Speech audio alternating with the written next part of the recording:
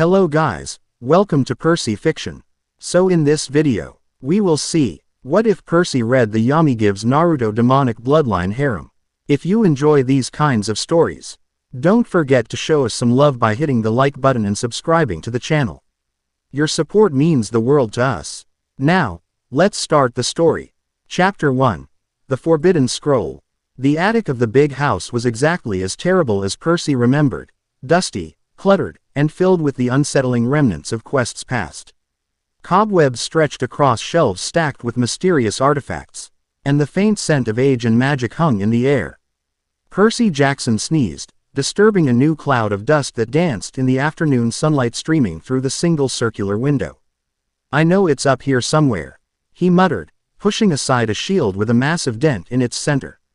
For the past week, Percy had been plagued by the same recurring dream, a shadowy figure with eyes like burning coals, holding a scroll and whispering in a language he couldn't understand. Each night, the dreams became more vivid, more urgent, until this morning when he'd woken with a CNGLE phrase burned into his mind: "Find the forbidden text." "This is stupid," Percy said to himself, shoving aside a trunk filled with broken celestial bronze weapons. "I don't even know what I'm looking for." His fingers brushed against something smooth, tucked behind an old armor stand. Percy reached deeper, wrapping his hand around what felt like a leather case. He pulled, and a cylindrical container emerged from the shadows, covered in symbols that seemed to shift before his eyes. "That's weird." Percy turned the container in his hands. It wasn't Greek, at least, not entirely. Some symbols looked vaguely familiar from his reluctant studies with Annabeth, but others were completely foreign, resembling elaborate brushstrokes rather than letters. A sudden chill ran down his spine. This was it. This was what he'd been dreaming about. "Percy, you up there?" Annabeth's voice called from the ladder below. "Yeah," he answered, quickly stuffing the container into his backpack. Some instinct told him to keep it hidden, at least until he understood what it was. Just looking through some old quest mementos. Coming down now, Percy emerged from the attic to find Annabeth waiting at the bottom of the ladder. Her blonde hair pulled back in a messy ponytail. Her gray eyes narrowed suspiciously as she took in his dust-covered appearance. "You look like you've been wrestling with the Oracle's mummy," she said, brushing some cobwebs from his shoulder. "What were you really doing up there, seaweed brain?" "Just looking for something that might help with those dreams I've been having." It wasn't entirely a lie. Annabeth's expression softened. "You should have told me. I could have helped. It was just a hunch." Percy shifted his backpack, suddenly aware of its weight against his back. "Didn't pan out." Ready for sword practice. As they walked toward the training arena, Percy couldn't shake the feeling that the container in his backpack was somehow watching him, waiting for something. He'd check it out later, alone in his cabin. Night had fallen over Camp Half-Blood. The campfire had burned down to glowing embers, and most campers had returned to their cabins. Percy sat cross-legged on his bunk in cabin 3, the strange container before him. The sounds of the ocean lapped gently outside his window, a constant, reassuring presence. "Okay," he whispered. "Let's see what you are." His fingers found a small clasp on the side of the container. It released with a soft click, and Percy carefully slid out what appeared to be a scroll made of some material that wasn't quite paper and wasn't quite fabric. It felt warm to the touch, almost alive. Unrolling it slightly, Percy found himself staring at text written in multiple languages. Most of it was indecipherable, but as he focused, certain sections seemed to shift before his eyes, transforming into perfect English. The title at the top resolved itself first: "Yami gives Naruto demonic bloodline harem." "What the heck?" Percy muttered. The title made no sense.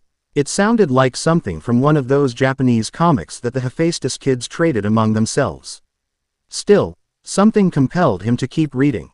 As he continued, the story began unfolding before him, a tale about a young ninja named Naruto who received power from a dark entity called Yami, gaining immense abilities and forming bonds with multiple powerful companions.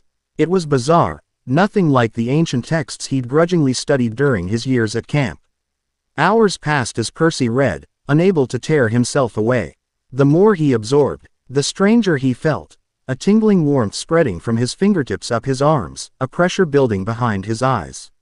Outside, the calm ocean began to churn, responding to High's agitation without him even calling upon his powers. When Percy reached a passage describing Naruto's first transformation, the words began to glow with a faint red light. The warmth in his body intensified to a burning sensation. He tried to drop the scroll, but his fingers wouldn't respond. "What's happening?" he gasped, as red energy began to swirl around him, emanating from the scroll and seeping into his skin. The cabin trembled, water glasses shattered, and the fountain in the corner erupted in a geyser that nearly reached the ceiling. Percy's vision blurred, the world tilting sideways as he collapsed onto his bunk. The scroll rolled from his fingers, yet the connection remained, a thread of crimson energy still linking it to his chest. As consciousness slipped away, he found himself standing in a vast, dimly lit chamber. Water lapped at his ankles, and massive pipes ran along the walls, disappearing into darkness. "So," rumbled a deep voice from the shadows. "Another one has found the gateway." Percy squinted into the gloom. "Who's there?" A massive shape moved in the darkness, and two enormous, slitted eyes opened, burning with the same red energy that had engulfed him moments before. "I am Kurama," the voice said, as a gigantic fox with 9 swaying tails emerged from the shadows. "And you, Percy Jackson, son of Poseidon, have just inherited power that no demigod was meant to possess." Percy reached instinctively for Riptide in his pocket, but found nothing. "How do you know who I am?" The fox's mouth curved into what might have been a smile, revealing rows of gleaming teeth. "I know everything about you now. Your mind is an open book to me, just as mine will become to you." "What are you talking about? What is this place?" "This is the seal, a space between worlds," Kurama explained. Tails swishing through the ankle-deep water. "The scroll you found is not merely a story. It is a vessel, created by Yami to find worthy vessels across different realities." "Vessels for what?" "Power," Kurama said simply. "Divine power that transcends pantheons and mythologies. The kind of power that blurs the line between mortal and god." Percy's head spun with confusion. "But I'm already a demigod. I already have powers." Kurama laughed, the sound reverberating through the chamber. "Child, what you possess as a son of Poseidon is nothing compared to what flows through you now. You have become a conduit for divine energy that exists in all worlds, Greek, Roman, Egyptian, Japanese, and beyond." "I didn't ask for this," Percy protested. "Few ever do." The fox's eyes narrowed. "Yet the scroll found you for a reason. Great darkness stirs, Perseus Jackson. Ancient forces older than your Olympian sense opportunity in the chaos between worlds." Before Percy could respond, pain lanced through his body. The chamber began to dissolve around him. "We will speak again," Kurama's voice echoed as darkness claimed Percy once more. "For now, prepare yourself. They will come for you soon." Percy awoke with a gasp, sunlight streaming through his cabin window. His entire body ached as if he'd gone 10 rounds with the Minotaur. The scroll lay innocently on the floor beside his bunk, rolled tight and seemingly ordinary in the morning light. "Just a dream," he muttered, though he knew better. Demigod dreams were rarely just dreams. As Percy sat up, he noticed something odd. The water in the fountain wasn't flowing normally, it was suspended in midair, forming complex, shifting patterns that moved in sync with his breathing. He hadn't consciously called upon his powers. "What the?" Percy stood, and the water responded, swirling around the room like a liquid serpent before returning to the fountain with a splash. He stumbled to the bathroom and nearly fell back at his reflection. His sea-green eyes were the same, except for brief flashes of crimson that pulsed and faded like a heartbeat. His camp t-shirt was in tatters, as if something had clawed its way out from inside him. "This is bad," Percy whispered, splashing water on his face. The liquid lingered on his skin longer than it should have, almost clinging to him before reluctantly dripping away. A sharp knock at his cabin door made him jump. "Percy." It was Annabeth. "Are you awake? You missed breakfast, and Chiron's looking for you." "Just a minute," Percy called, quick, Lee changing his ruined shirt and stuffing the scroll deep into his backpack. He paused at the door, taking a deep breath and willing his reflection to look normal. The flashes of red in his eyes seemed to subside, though he could still feel something new and powerful thrumming beneath his skin. When he opened the door, Annabeth's expression immediately shifted from mild annoyance to concern. Gods, Percy, you look terrible. Are you sick? Bad night, he managed, forcing a smile. Those dreams again. Annabeth studied him intently, and Percy had the uncomfortable feeling she could see right through his explanation. After a moment, she seemed to decide not to press the issue. Well, you picked a bad morning to oversleep. The border patrols reported something strange last night. Chiron's called a counselor meeting. As they walked toward the big house, Percy noticed things he'd normally take for granted. The way water droplets from the morning dew seemed to quiver as he passed, how his senses felt heightened to an almost painful degree. He could hear conversations from cabins they hadn't even approached yet. Weird energy signature at the north border. Never seen monsters like that before. Someone said they had multiple tails. Percy stumbled, and Annabeth caught his arm. Seriously, what's wrong with you today? Nothing, he said quickly. Just tired. The counselor meeting was already underway when they arrived. Chiron stood in his full centaur form at the head of the ping-pong table, his expression grave. The other cabin counselors looked tense, particularly Clarice from Ares' cabin, who sported a fresh cut across her cheek. Ah, Percy, Chiron said, his ancient eyes assessing Percy carefully. We were just discussing the unusual incidents at our borders last night. What happened? Percy asked, taking his usual seat. Clarice snorted. What happened is we got attacked by monsters that don't make any sense. One of them had 8 tails and breathed lightning, not Greek, not Roman. Not anything I've ever seen. They appeared around midnight, Chiron explained. A breach in our defenses unlike any we've encountered before. The creatures seemed confused, as if searching for something. Percy's stomach tightened. Midnight, exactly when he'd been reading the scroll. Did you capture any of them? Annabeth asked. They dissipated when wounded, like most monsters. Chiron replied, but not into the golden dust we typically see. They dissolved into red energy that simply vanished. Red energy, just like what had surrounded Percy during his experience with the scroll. We need to strengthen our patrols, Clarice was saying. Whatever these things are, they're strong. 3 of my siblings are in the infirmary. The discussion continued, with theories being tossed around the table. Maybe it was a new threat from Gaia's remaining forces. Perhaps some titan stirring up trouble. None of it felt right to Percy, who remained uncharacteristically quiet. The weight of the scroll heavy in his backpack. Percy, Chiron's voice broke through his thoughts. You've been silent. Any insights? All eyes turned to him. Percy swallowed hard, considering whether to tell them about the scroll, about Kurama and the weird dream. But something held him back. A mixture of caution and an inexplicable protectiveness toward his newfound secret. An explosion rocked the big house, cutting him off. The windows rattled, and outside, campers began shouting in alarm. We're under attack, someone yelled from outside. Everyone rushed to the porch. In the distance, at the camp's northern border, a plume of black smoke rose above the trees. Something massive moved within the forest, toppling pines as it advanced.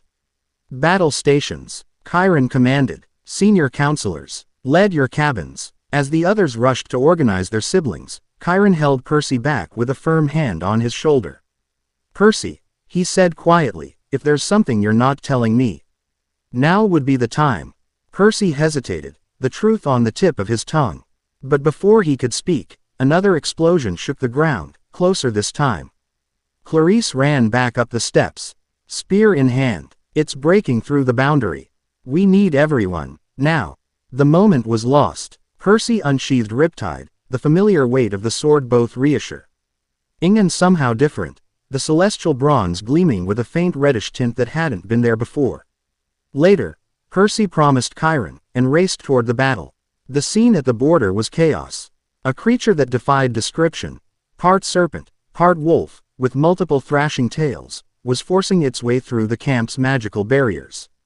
The air around it shimmered with distortion, as if reality itself objected to the monster's presence. What in Hades is that thing? Annabeth appeared beside Percy, knife drawn. I don't know, Percy lied, a sick feeling in his stomach.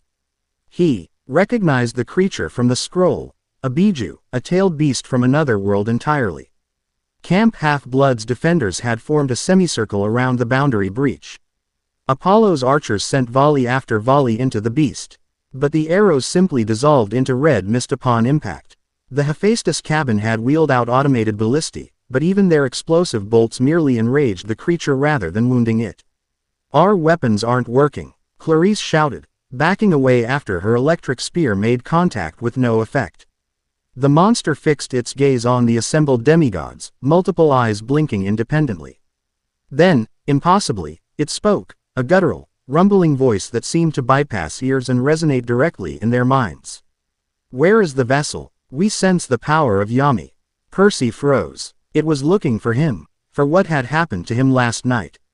"Percy," Annabeth hissed, grabbing his arm. "Your eyes." He caught his reflection in her bronze knife. His eyes were glowing crimson, pulsing with power he didn't understand. The creature's multiple heads all turned in unison, focusing on Percy. "There. The new vessel awakens. Everyone back," Percy yelled, stepping forward. He didn't know what he was doing, only that he couldn't let this thing hurt his friends. "Percy, don't." Annabeth tried to pull him back, but he shook her off. As Percy head the barrier where the monster pushed against Camp Half-Blood's defenses, he felt something stir inside him, the same power that had flowed from the scroll, now moving through his veins like liquid fire.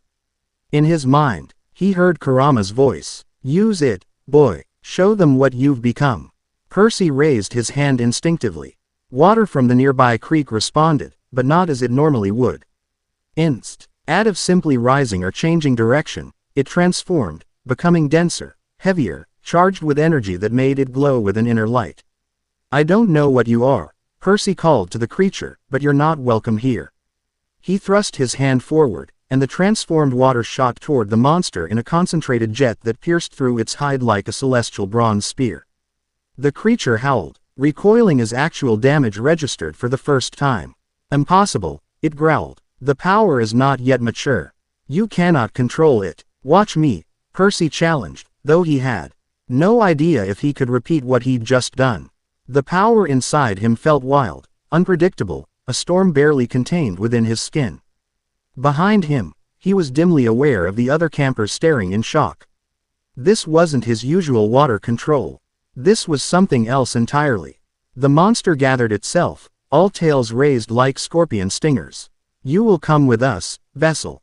Our master awaits." "I'm not going anywhere," Percy said, raising Riptide. To his surprise, the sword began to glow with the same red energy that coursed through him, the celestial bronze blade elongating and reshaping itself into something more curved, more deadly. The creature charged, and Percy met it head-on, a red aura now visibly surrounding him. He moved faster than he ever had before, dodging tails and slashing with his transformed sword. Each strike left glowing wounds that didn't heal, the monster shrieking in pain and confusion. "How is he doing that?" he heard someone ask behind him. "That's not a son of Poseidon power," another voice answered. Percy barely registered their words, lost in the flow of battle and the surge of new power. He felt invincible, unstoppable, and part of him reveled in it, while another part recoiled in horror at what he was becoming. The monster, sensing defeat, began to retreat. "This is not over, vessel. Others will come. The convergence has begun." With a final roar, it dissolved into a cloud of red mist that dissipated into the air, leaving behind nothing but trampled ground and confused demigods. As the adrenaline faded, Percy became aware of the silhouettes that had fallen over the battlefield.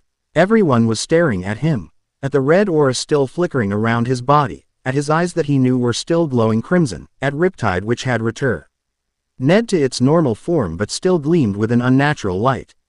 Annabeth approached cautiously, her expression a mixture of concern and fear that cut Percy to the core. "Percy, what was that? What's happening to you?" Before he could answer, exhaustion hit him like a tidal wave. The red aura flickered and died, and Percy's knees buckled. The last thing he saw before darkness claimed him was Chiron's troubled face and Annabeth rushing forward to catch him as he fell. Dreams and reality blended seamlessly as Percy drifted in and out of consciousness. Sometimes he was in the infirmary at Camp Half-Blood, with anxious faces peering down at him. Other times he stood in the strange, flooded chamber where Kurama waited, the giant fox regarding him with a mixture of amusement and impatience. You lack control, Kurama told him during one such dream visit. You channel the power through instinct alone, like a child playing with fire. I never asked for this, Percy protested. I don't even know what this is.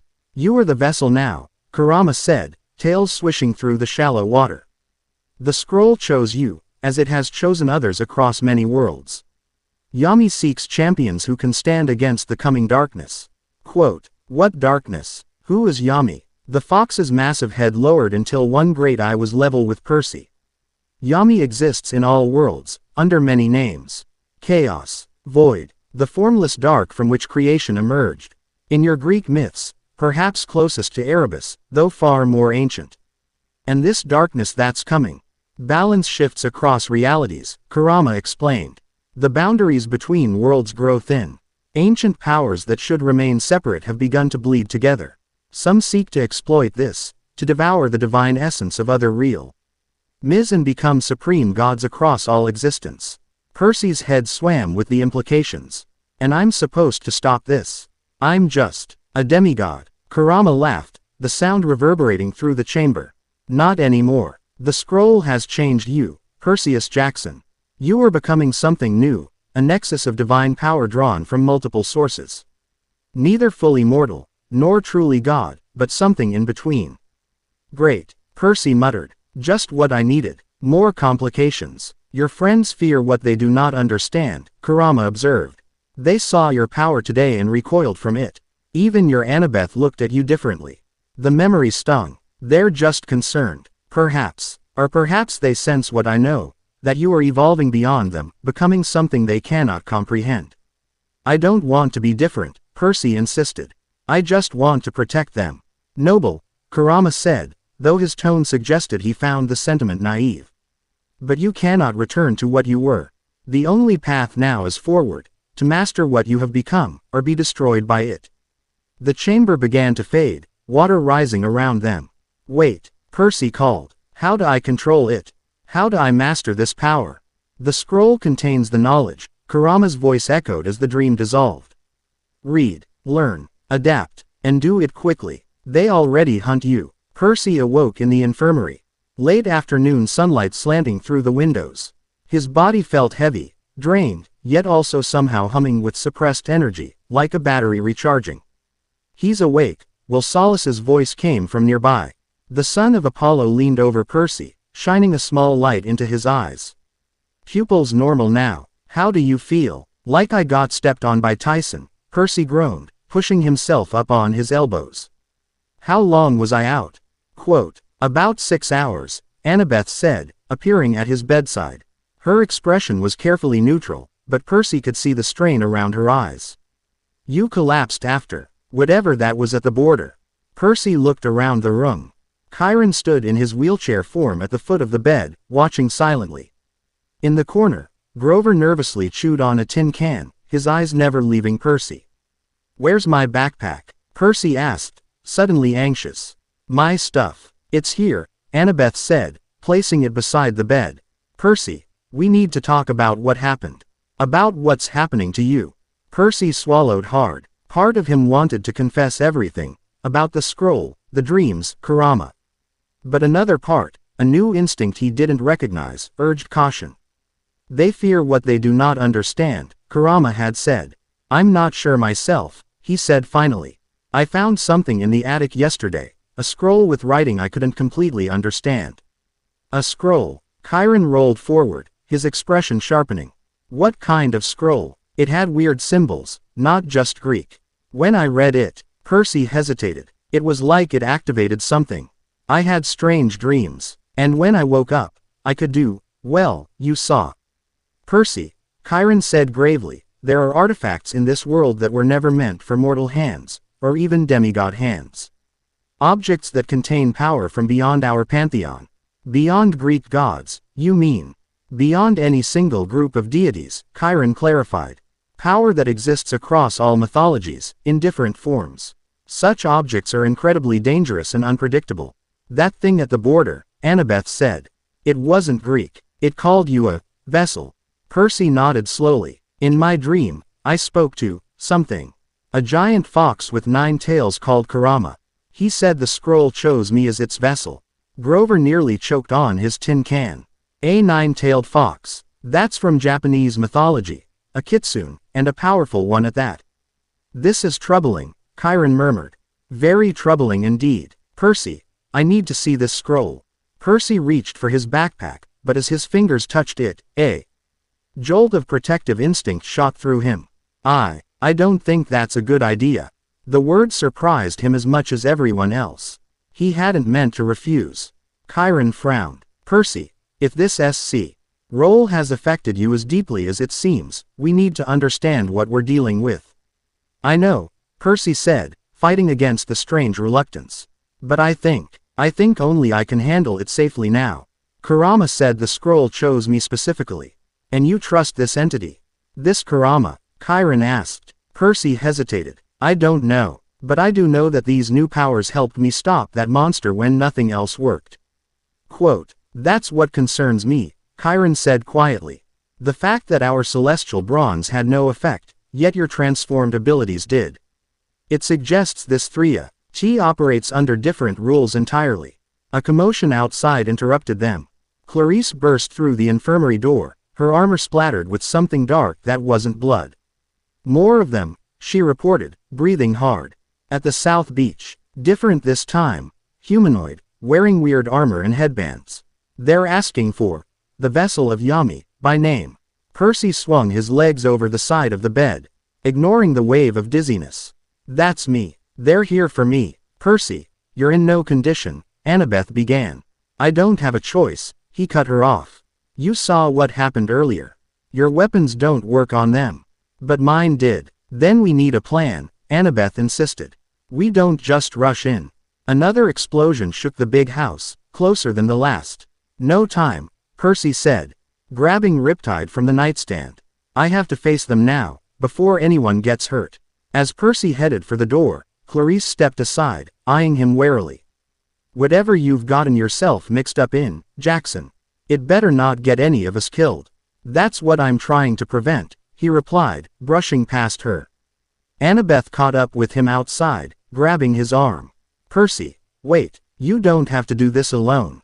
We've faced worse together. Percy looked at her, really looked at her, and saw the determination behind her concern. Whatever was happening to him, whatever he was becoming, Annabeth was still his anchor. Okay, he said, some of the tension leaving his shoulders. Together. The scene at the beach was surreal. A group of about a dozen humanoid figures stood in formation at the water's edge. Wearing strange armor unlike anything from Greek mythology. Each wore a headband with a metal plate bearing unfamiliar symbols, and they carried weapons ranging from oversized shuriken to elaborate swords. A semicircle of camp half-blood defenders had formed a perimeter around them, but no one had engaged yet. The intruders simply stood there, as if waiting. As Percy approached with Annabeth, Grover, and Chiron, the apparent leader of the strange group stepped forward. He wore a mask that covered the lower half of his face, and his left eye was scarred shut. Perseus Jackson, the man called. Vessel of Yami, we've come to test your worth. Percy stepped to the front of the camp's defenders. Who are you? What do you want? We are shinobi, the man replied. Drawn across realities by the awakening of Yami's power within you. I am Kakashi of the Sharingan, and these are my allies. The name triggered a flash of recognition from the scroll Percy had read. These weren't just random invaders, they were characters from the story, somehow made real. This isn't possible, Annabeth whispered beside him. They're fictional characters. In your reality, perhaps, Kakashi said. His hearing apparently better than Percy expected. But the scroll of Yami bridges worlds that exist across the multiverse. What is story in one world is history in another? Why are you here? Percy demanded, his hand tight around Riptide. When a new vessel awakens, they must be tested, Kakashi explained. The power you now possess is immense and dangerous. If you cannot control it, it must be sealed away, along with your life. Murmurs spread through the gathered campers. Percy felt their eyes on him, felt their uncertainty and fear. And if I pass your test? Percy asked. Then you gain allies in the coming conflict, Kakashi said simply. The boundaries between worlds grow thin. Ancient enemies stir. Yami has chosen vessels across many realities to stand against the coming darkness. Percy, Chiron warned quietly. This is unprecedented. We cannot trust. What's the test? Percy interrupted, a strange calm settling over him. In his mind, he felt Kurama stirring. Attentive and watchful, Kakashi made a quick hand gesture, and his companions spread out in a loose semicircle. Combat. Show us the extent of your new powers, and your ability to control them. Prove you are worthy of Yami's gift. You must accept. Kurama's voice echoed in Percy's mind. This is the way of things. Each vessel must be acknowledged by those who came before. And if I refuse? Percy asked aloud. Then we take the scroll by force, Kakashi said, his tone matter of fact. And your world loses its champion against what comes next. Percy looked back at his friends, at Annabeth's worried face, at Chiron's grave expression, at the gathered campers who looked both confused and frightened. These were the people he'd always fought to protect. Nothing had changed in that regard. I accept, Percy said, stepping forward. But this happens away from camp. No one else gets involved. Kakashi nodded. Agreed. The open water, then. It is your domain, after all. Percy, Annabeth hissed. This is insane. You don't know what you're doing. I know, Percy admitted quietly. But I don't see another choice. These, shinobi, they won't leave without what they came for. Then I'm coming with you. Percy shook his head. Not this time. I need you to keep everyone safe here, in case this goes wrong. Before she could protest further, Percy turned to Kakashi. Let's go. Out on the open water of Long Island Sound, Percy stood atop the waves, a trick he'd long been able to do as a son of Poseidon. Across from him, Kakashi and 3 of his compagno, NS likewise stood on the water's surface, their stances casual but alert. The rules are simple, Kakashi said. Demonstrate your power, show control, survive. Without warning, one of the shinobi, a young man with spiky black hair, made a series of rapid hand gestures. Fire style. Fireball jutsu. A massive ball of flame roared toward Percy across the water's surface. Acting on instinct, Percy raised his hands, calling on his usual powers to create a water shield. What happened instead shocked him. The water rose as expected, but then transformed, becoming a swirling barrier of water and D energy that not only blocked the fireball but absorbed it, steam hissing from the surface. Water and fire, Kakashi observed. You're already merging elements. Impressive for a novice. Percy had no time to process the praise. The other 2 shinobi were moving, one racing across the water with impossible speed while the other hung back, making different hand signs. Shadow clone jutsu. The approaching one yelled, and suddenly Percy faced not one attacker but 5 identical copies. Use my power, Kurama urged in his mind. Call upon it consciously this time. How? Percy muttered, backing away as the clones surrounded him. Feel it within you. The red chakra. Draw it out with your will. Percy closed his eyes for a split second, searching within himself. There, beneath his familiar connection to the ocean, a new wellspring of power pulsed like a second heartbeat. Red, ancient, wild. He reached for it, and the effect was immediate. Red energy erupted around him like a living aura, pushing the water away in concentric ripples. His senses heightened, time seeming to slow as the clones lunged toward him from all sides. Percy moved with newfound speed, Riptide becoming a blur of celestial bronze and crimson energy as he slashed through the clones. Each popped into smoke upon contact. It felt effortless, like dancing rather than fighting. Good, Kakashi called. Now defend. The 3rd shinobi completed her hand signs. Water style. Water dragon jutsu. The sea beside her bulged and rose, taking the form of a massive serpentine dragon composed entirely of water. It roared, an impossible sound from a liquid construct, and charged toward Percy with jaws agape. In that moment, Percy felt a strange doubling of his consciousness. His instincts as a son of Poseidon told him to take control of the water construct, to turn it aside with his will. But the new power within him, Kurama's power, suggested something else entirely. Percy followed the second instinct. Instead of controlling the water dragon, he extended his hand, red energy coalescing around his palm. Rasengan, he shouted, a word he somehow knew without being taught. A sphere of swirling energy formed in his hand. Water and wind and raw power combined into a perfect, spinning orb. As the water dragon descended upon him, Percy thrust the Rasengan forward into its maw. The collision was spectacular. The water dragon exploded into a rainfall of droplets, each shimmering with traces of red energy before falling back to the ocean. Percy stood untouched, staring at his hand in amazement. "How did I do that?" he whispered. "The scroll imparts knowledge as well as power," Kurama explained in Percy's mind. "Your body remembers techniques your conscious mind has not yet learned." "Enough games," Kakashi said, stepping forward. "Now face me, Percy Jackson." The masked shinobi's hands blurred through signs too fast to follow, and suddenly the very air around them seemed to warp and distort. The water beneath Percy's feet began to churn and rise, forming into dozens of watery spears that hovered in the air, all pointed at him. Water style. 1,000 needles of death. The spears launched simultaneously from all directions. Percy's new instincts took over, his body moving before his mind could process what was happening. Red energy swirled around him, forming a protective cloak as he wove between the water projectiles with impossible agility. Those he couldn't dodge, he slashed apart with Riptide, which now gleamed with an inner crimson light. "Your reflexes are good," Kakashi acknowledged. "But reflexes alone won't be enough." The shinobi reached up and adjusted his headband, revealing a hidden eye that glowed red with a strange, swirling pattern. Immediately, Percy felt a pressure against his mind, an attempt to trap him in some kind of illusion. "Genjutsu," Kurama growled within him. "Mind techniques. My power can shield you, but you must actively resist." Percy gritted his teeth, focusing on the red energy flowing through him. He visualized it forming a barrier around his thoughts, pushing back against Kakashi's intrusion. "Impressive," Kakashi said, seeming genuinely surprised. "Few can resist the Sharingan on their first encounter." "I've got a good teacher," Percy replied, tapping the side of his head.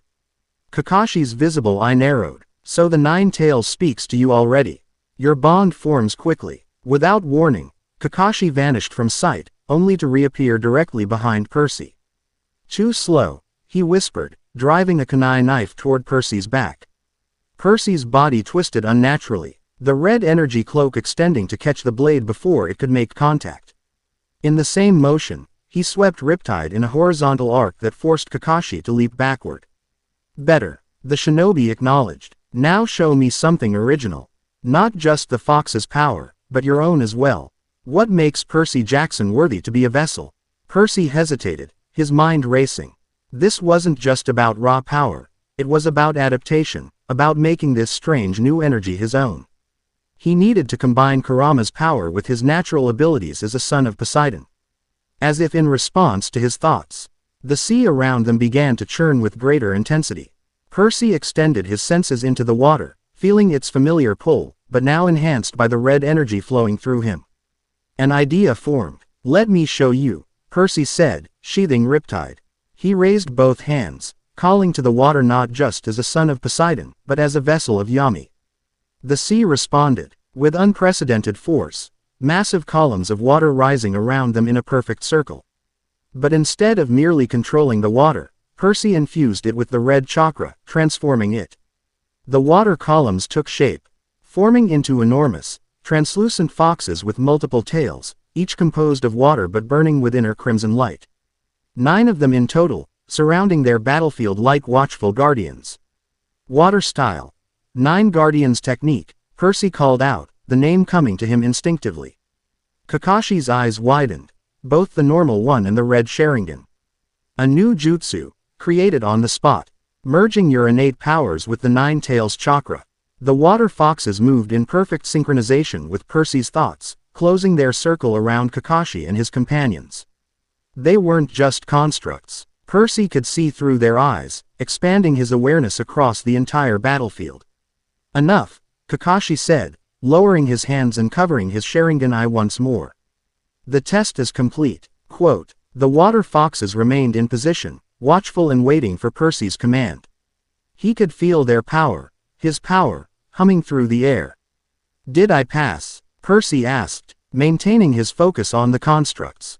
Kakashi nodded, with surprising proficiency. You've barely scratched the surface of what you can do, but you've shown the potential and control we needed to see." With an exhale of relief, Percy released his hold on the technique. The water foxes dissolved back into the sea, the red energy dispersing into mist that quickly faded. Exhaustion hit him immediately, his legs wobbling as the adrenaline and power rush subsided. "The first transformation is always the most draining," Kakashi said, approaching across the water's surface. "Your bod, why is still adjusting to channeling divine energy from multiple sources. What happens now?" Percy asked, fighting to remain standing. "Now," Kakashi said, "we talk about what's coming. About why Yami has chosen new vessels across multiple realities." Back at Camp Half-Blood, tension hung in the air like an approaching storm. Percy sat at the ping-pong table in the big house, Kakashi opposite him, while Chiron, Annabeth, Grover, and Clarice watched with varying degrees of suspicion and curiosity. "Let me get this straight," Annabeth said, breaking the uncomfortable silence. "You're saying, these scrolls of Yami exist in multiple realities, and they activate when some kind of interdimensional threat approaches?" Kakashi nodded. "Yami exists in all worlds, though known by different names. When the barriers between realities weaken, the scrolls seek out worthy vessels, individuals with the capacity to channel divine power beyond their own pantheons." "And this has happened before?" Chiron asked. "Many times. Across many worlds," Kakashi confirmed. "In my reality, Naruto Uzumaki was chosen, a young shinobi who already hosted the nine-tailed fox within him. The scroll enhanced Hi's bond with Kurama and granted him abilities beyond our normal chakra techniques." "Naruto," Percy repeated. "That was the name in the scroll's title. The scrolls link to each other," Kakashi explained. "What is recorded in one becomes available to all. Knowledge and power shared across realities." Clarice snorted. "This sounds like bad science fiction." "Says the daughter of the war god," Percy countered. "What's the threat?" Chiron asked, steering the conversation back on track. "What necessitates such extreme measures?" Kakashi's expression grew grave behind his mask. "We know it by different names in different worlds. In mine, it's called the Void Eater, an entity older than the gods, that seeks to devour divine energy and collapse realities into a single domain under its control. In our world," Percy said slowly, recalling his conversations with Kurama, "I think it's related to Erebus, the primordial god of darkness." Chiron paled visibly. "Erebus is more ancient than the Titans, than even most of the primordials. He existed in the void before creation itself." "Precisely," Kakashi said. "Different names, same entity. It exists partially outside time and space, making it nearly impossible to defeat permanently. The best the vessels of previous cycles managed was to seal it away. But now the seals are failing," Percy guessed. "Yes. The boundaries between worlds grow thin. Dreams become reality. Fiction becomes truth. The rules that separate pantheons and mythologies begin to blur.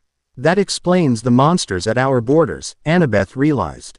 "They're not from Greek mythology at all, they're from your world." "And others," Kakashi confirmed. "This is just the beginning. As the boundaries weaken further, creatures and entities from all mythologies will begin crossing over." "So what do we do?" Grover asked nervously. "How do we stop it?" "Percy must master his new abilities," Kakashi said. "The scroll contains techniques and knowledge that will help him combine his demigod powers with the Nine Tails chakra. Eventually, he must join with the other vessels from across realities." "Join how?" Percy asked. "The scrolls create pathways between worlds. When you're ready, you'll be able to travel those pathways, to meet the other vessels and combine your powers against the Void Eater." The implications were staggering. Percy looked at Annabeth, seeing the calculation behind her gray eyes as she processed this information. "You're saying Percy will have to leave our world," she said finally, "to fight in some kind of interdimensional war. When the time comes, yes," Kakashi admitted, "but not yet. First, he must master what he has become."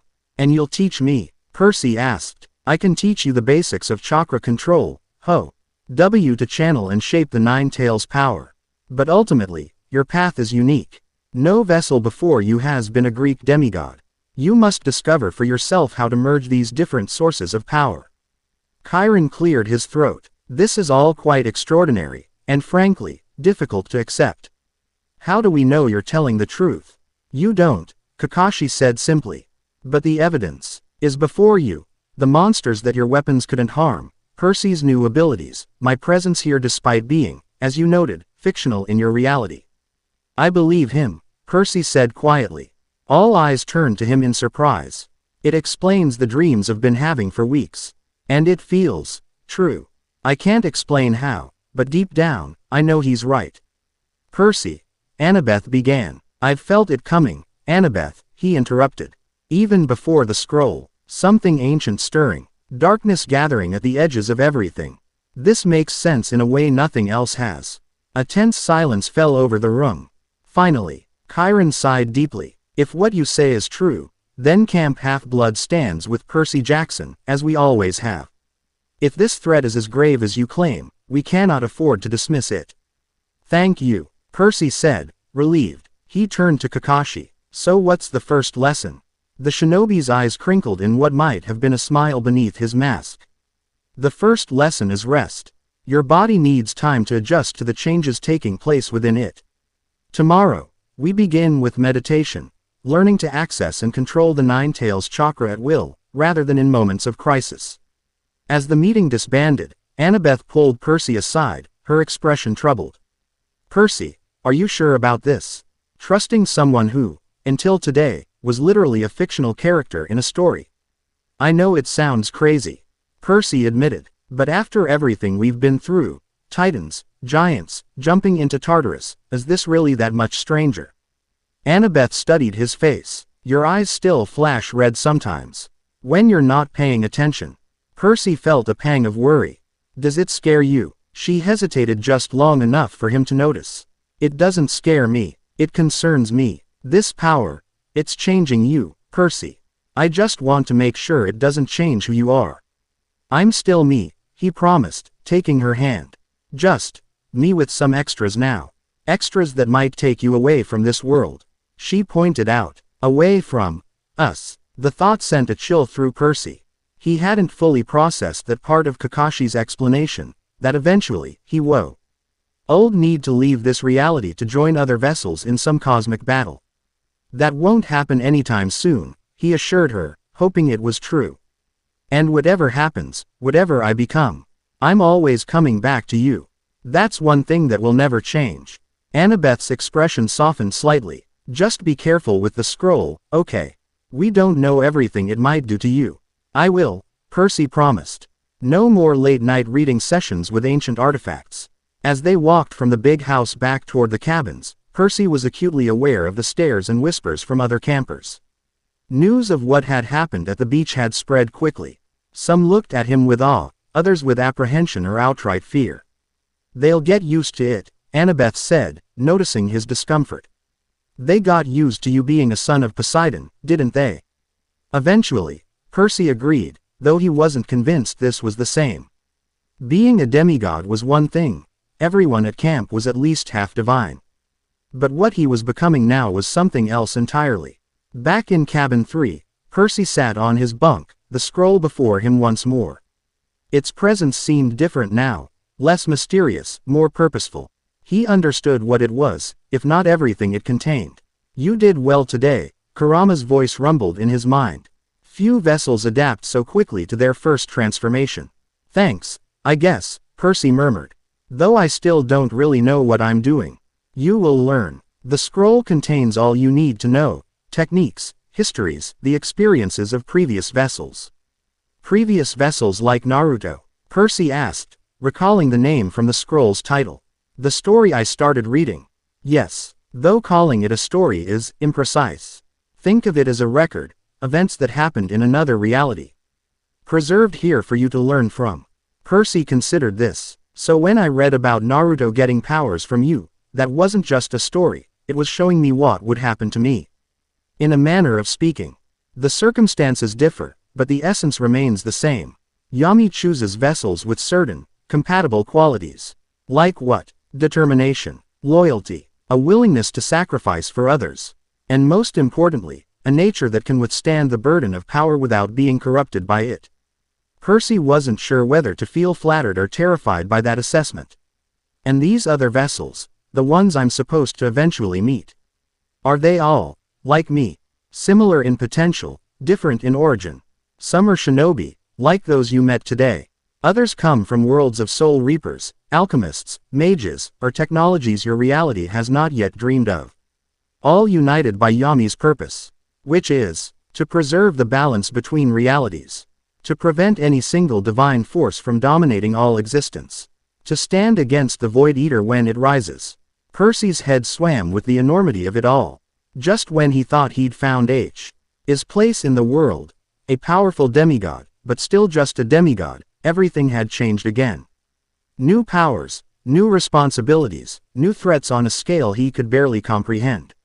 I didn't ask for this, he said softly. Few vessels ever do, Kurama replied. Yet here we are. The question now is not whether you asked for this power, but what you will do with it. Percy stared at the scroll, its ancient parchment glowing faintly in the dim light of his cabin. Beyond his window, he could hear the familiar sounds of Camp Half-Blood, laughter from the volleyball courts, the distant clang of weapons practice. The soft lapping of waves against the shore. This was his home. These were the people he'd always fought to protect. And if what Kakashi and Kurama told him was true, they now faced a threat greater than any titan or giant. I'll do what I've always done, Percy said, determination hardening his resolve. Whatever it takes to keep them safe. He unrolled the scroll further than he had before, finding new sections that seemed to glow with internal light. The text shifted before his eyes, transforming into perfectly legible English. Training begins now, Kurama said as Percy began to read. The path of the vessel is never easy, but it is necessary. Our worlds depend on it. Outside Percy's cabin, unnoticed by anyone, a shadow deeper than the night itself gathered briefly before dissipating into the darkness. Watching, waiting. The first moves in a cosmic game had been made, and Percy Jackson, newly chosen vessel of Yami, had taken his place on the board. Chapter 1 End. Chapter 2. Convergence of Worlds. 3 weeks after discovering the scroll, Percy stood knee-deep in Long Island Sound, eyes closed, hands forming an unfamiliar seal in front of his chest. Red energy flickered around him like a second skin, rippling the water in concentric circles. 20 yards away, 5 identical copies of himself, shadow clones, as he'd learned to call them, maintained their own meditative poses. Focus, Kakashi instructed from the beach. Divide your consciousness evenly among all clones. Each should be able to perform a different elemental manipulation simultaneously. Percy gritted his teeth. Maintaining shadow clones was challenging enough. Trying to perform different techniques through each one strained his concentration to the breaking point. Still, he'd made remarkable progress. What had once seemed impossible now merely felt difficult. Water, he murmured, directing his thoughts to the first clone. The leftmost Percy copy raised its hands, summoning a perfect sphere of swirling water. Fire, he continued. The next clone produced a small flame dancing above its palm, something no son of Poseidon should be capable of, yet the chakra flowing through him made it possible. Lightning. The middle clone's hand crackled with electric energy. Earth. The fourth clone stomped its foot, causing a column of sand to rise from beneath the shallow water. Wind. The final clone generated a miniature whirlwind that skipped across the water's surface. Now, Kakashi called, combine them. Percy exhaled slowly, extending his awareness across all 5 clones. Sweat beaded on his forehead as he directed them to move in unison, bringing their elemental techniques together at a single point. Water, fire, lightning, earth, and wind converged in a swirling mass of energy. For a brief, triumphant moment, the elements held together in perfect balance, a miniature representation of the cosmic forces flowing through the scroll of Yami. Then Percy's concentration slipped. The combined energies destabilized, exploding in a spectacular shower of steam and light. The shadow clones vanished instantly, leaving only the original Percy standing in the water, drenched and slightly singed.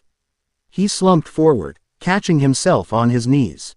Better, Kakashi acknowledged, approaching across the water's surface. You maintained the elemental balance for 3 seconds longer than yesterday. Still not good enough, Percy muttered, pushing wet hair from his eyes. Progress is rarely linear, the shinobi reminded him. Especially with techniques that shouldn't be possible in your reality. Quote, that much was true. According to Kakashi, the very laws of nature differed slightly between their worlds. In the shinobi's reality, chakra existed as a funda, mental energy that could be manipulated through proper training. In Percy's world, divine power flowed through specific bloodlines and blessings. The scroll was somehow bridging these differences, all owing Percy to access abilities from multiple realities. Let's call it a day, Kakashi suggested.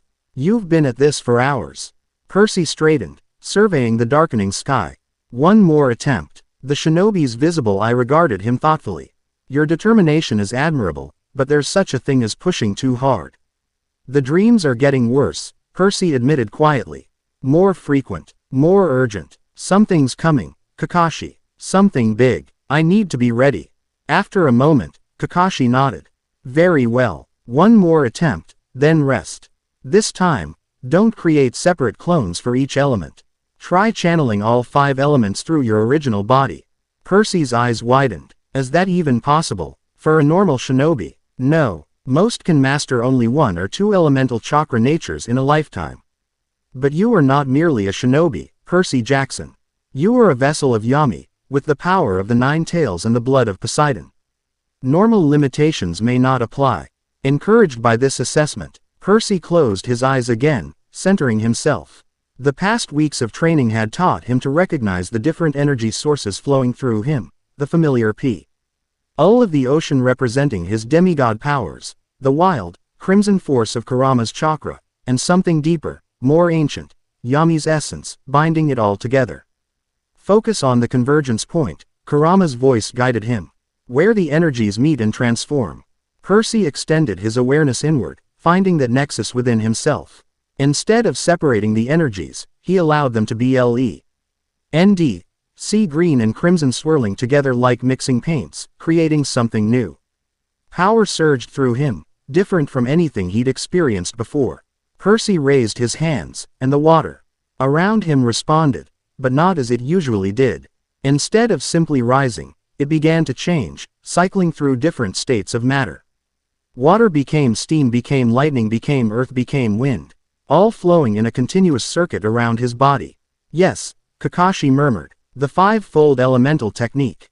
You're grasping it. Percy didn't reply, lost in the flow of energy. It felt right, in a way his previous attempts hadn't.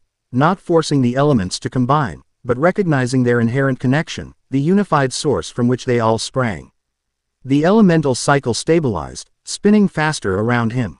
Percy opened his eyes, which now glowed with an inner light, sea green with flecks of crimson.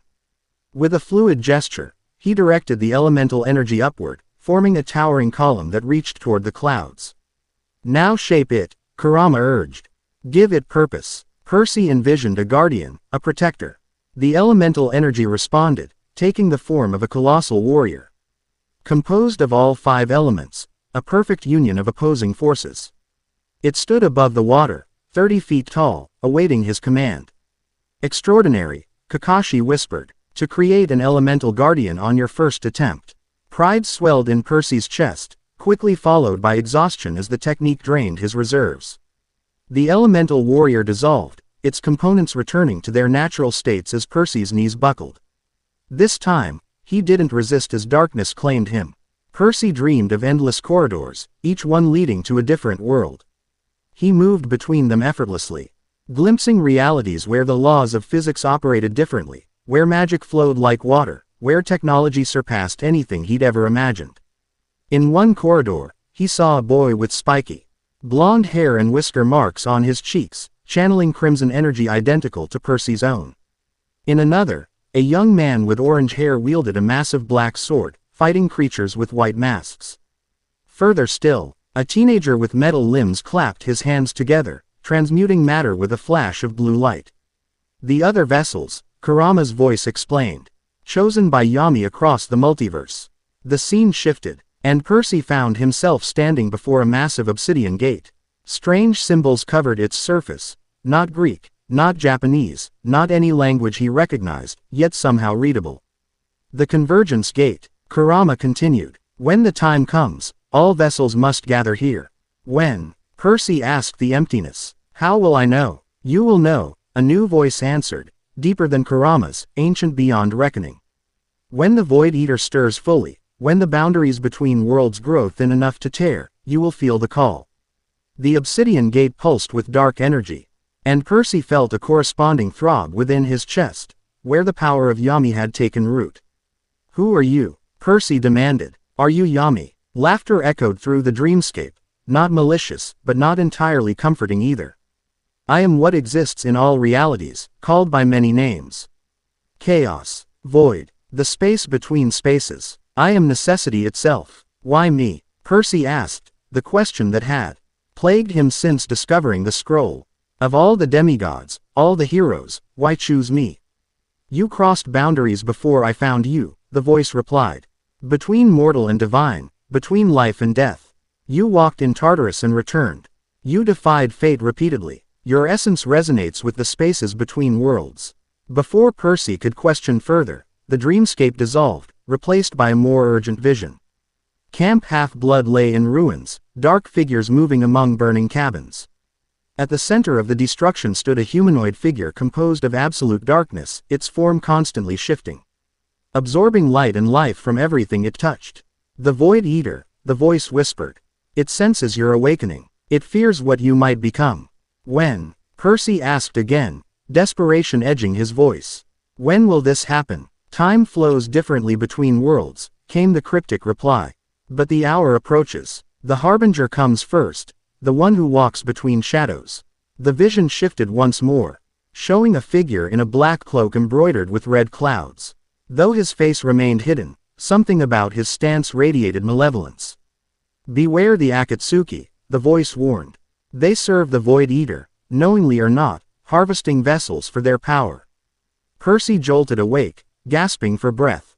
He found himself back in cabin 3, lying on his bunk. Annabeth sat beside him, damp cloth in hand. Concern etched across her features.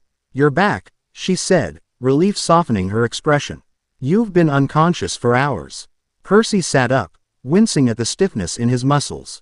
"What time is it?" "Almost midnight. Kakashi carried you back after you collapsed. He said it was chakra exhaustion."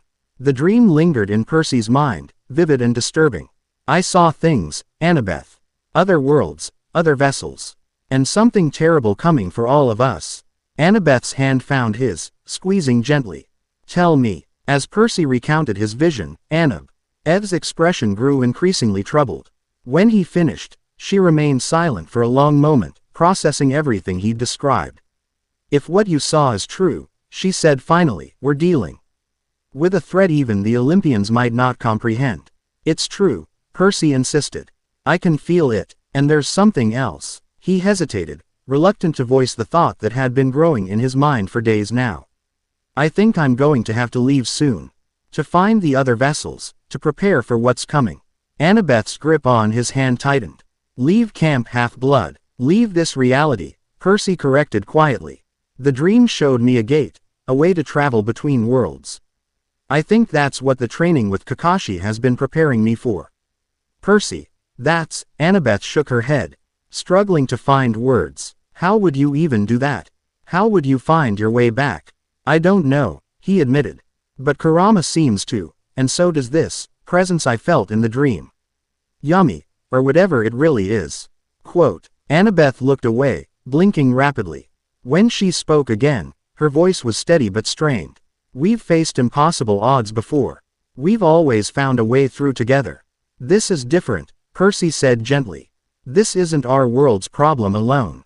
It's bigger than that." "Nothing is bigger than us," Annabeth insisted, turning back to him with fierce determination. "If you have to go to other worlds, then I'm coming with you." Percy started to object, but something in Annabeth's expression stopped him. This wasn't just stubbornness, it was fear of losing him. Of being left behind while he faced dangers she couldn't even imagine. "We'll figure it out," he promised, pulling her closer. "We always do." As they sat together in the dim light of his cabin, Percy became aware of a disturbance in the air, a subtle vibration that raised the hairs on his arms. Annabeth felt it too, judging by the way she tensed beside him. "Something's wrong," she whispered. Percy was already moving, grabbing Riptide from his nightstand. The vibration intensified, becoming a visible distortion in the center of the cabin, like heat waves rising from asphalt, but darker, more substantial. "Get behind me," Percy warned, uncapping his sword. The distortion expanded, forming a swirling vortex of black energy. Wind whipped through the cabin, scattering papers and knocking over furniture. Percy summoned his chakra cloak, red energy flaring around him as he took a defensive stance. From the vortex emerged a figure, tall, slender, clad in the black cloak with red clouds from Percy's dream. His face was partially hidden behind a high collar, but his eyes were visible, cold, calculating, with concentric rings rippling outward from the pupils. "Perseus Jackson," the man said, his voice oddly resonant. "Vessel of Yami. At last, we meet." "Akatsuki," Percy growled, remembering the warning from his dream. "Who are you? What do you want?" The man inclined his head slightly. An almost respectful gesture. "I am Pain, though some call me Pain. As for what I want." His ringed eyes fixed on Percy with unnerving intensity. "I've come to test the latest vessel, of course." Percy stepped forward, keeping himself between the intruder and Annabeth. "Funny, I already passed one test. Not really in the mood for another." "Kakashi's evaluation was preliminary," Pain replied. "Mine will be more thorough." Before Percy could respond, Pain made a subtle gesture. Invisible force slammed into Percy, sending him flying backward through the cabin wall. He crashed onto the beach outside, rolling to absorb the impact as Kakashi had taught him. "Percy!" Annabeth's shout came from inside the shattered cabin. "Stay back," he yelled, scrambling to his feet as Pain calmly walked through the gaping hole in the wall. Around the camp, lights were coming on. Alarm horns blared, and Percy could hear campers rushing to respond to the disturbance. But something told him this was his fight, a challenge specifically for him as a vessel of Yami. "Your control of the Nine Tails chakra has improved," Pain observed as the red energy cloak around Percy intensified. "But how will you fare against the Rinnegan?" Percy had no idea what a Rinnegan was, but he assumed it had something to do with those strange eyes. He didn't wait to find out, charging forward with enhanced speed. Riptide aimed at Pain's chest. The Akatsuki member didn't appear concerned. He raised one hand, and Percy felt himself repelled once again, pushed back by an invisible wall of force. This time, he was ready, channeling chakra to his feet to maintain his position. Almighty Push, Pain named the technique. A fundamental power of the Rinnegan. "Now, show me what you can do, vessel of Yami." Percy created 3 shadow clones instantly, each darting in different directions to surround Pain. While the clones engaged directly, the real Percy focused his chakra, binding it with his natural water abilities. "Water style. Raging Dragon Tsunami," he called, drawing enormous amounts of water from the sound. A massive wave formed behind him, taking the shape of a roaring dragon.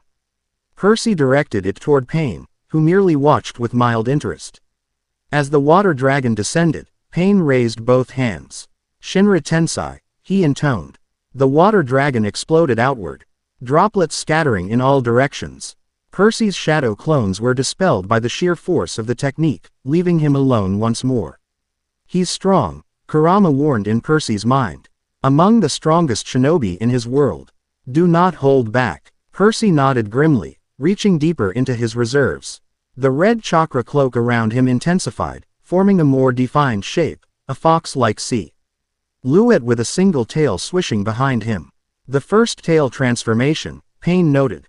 "But can you maintain control?" In answer, Percy summoned a Rasengan in each hand, the spinning orbs of Hakra larger and more powerful than any he'd created before. He charged again, moving faster than the human eye could track. Pain seemed to anticipate the attack, stepping aside at the last moment. Percy had learned from Kakashi's training, feinting to the right before abruptly changing direction, driving one Rasengan toward Pain's unprotected side. For the first time, genuine surprise flickered across the Akatsuki member's face.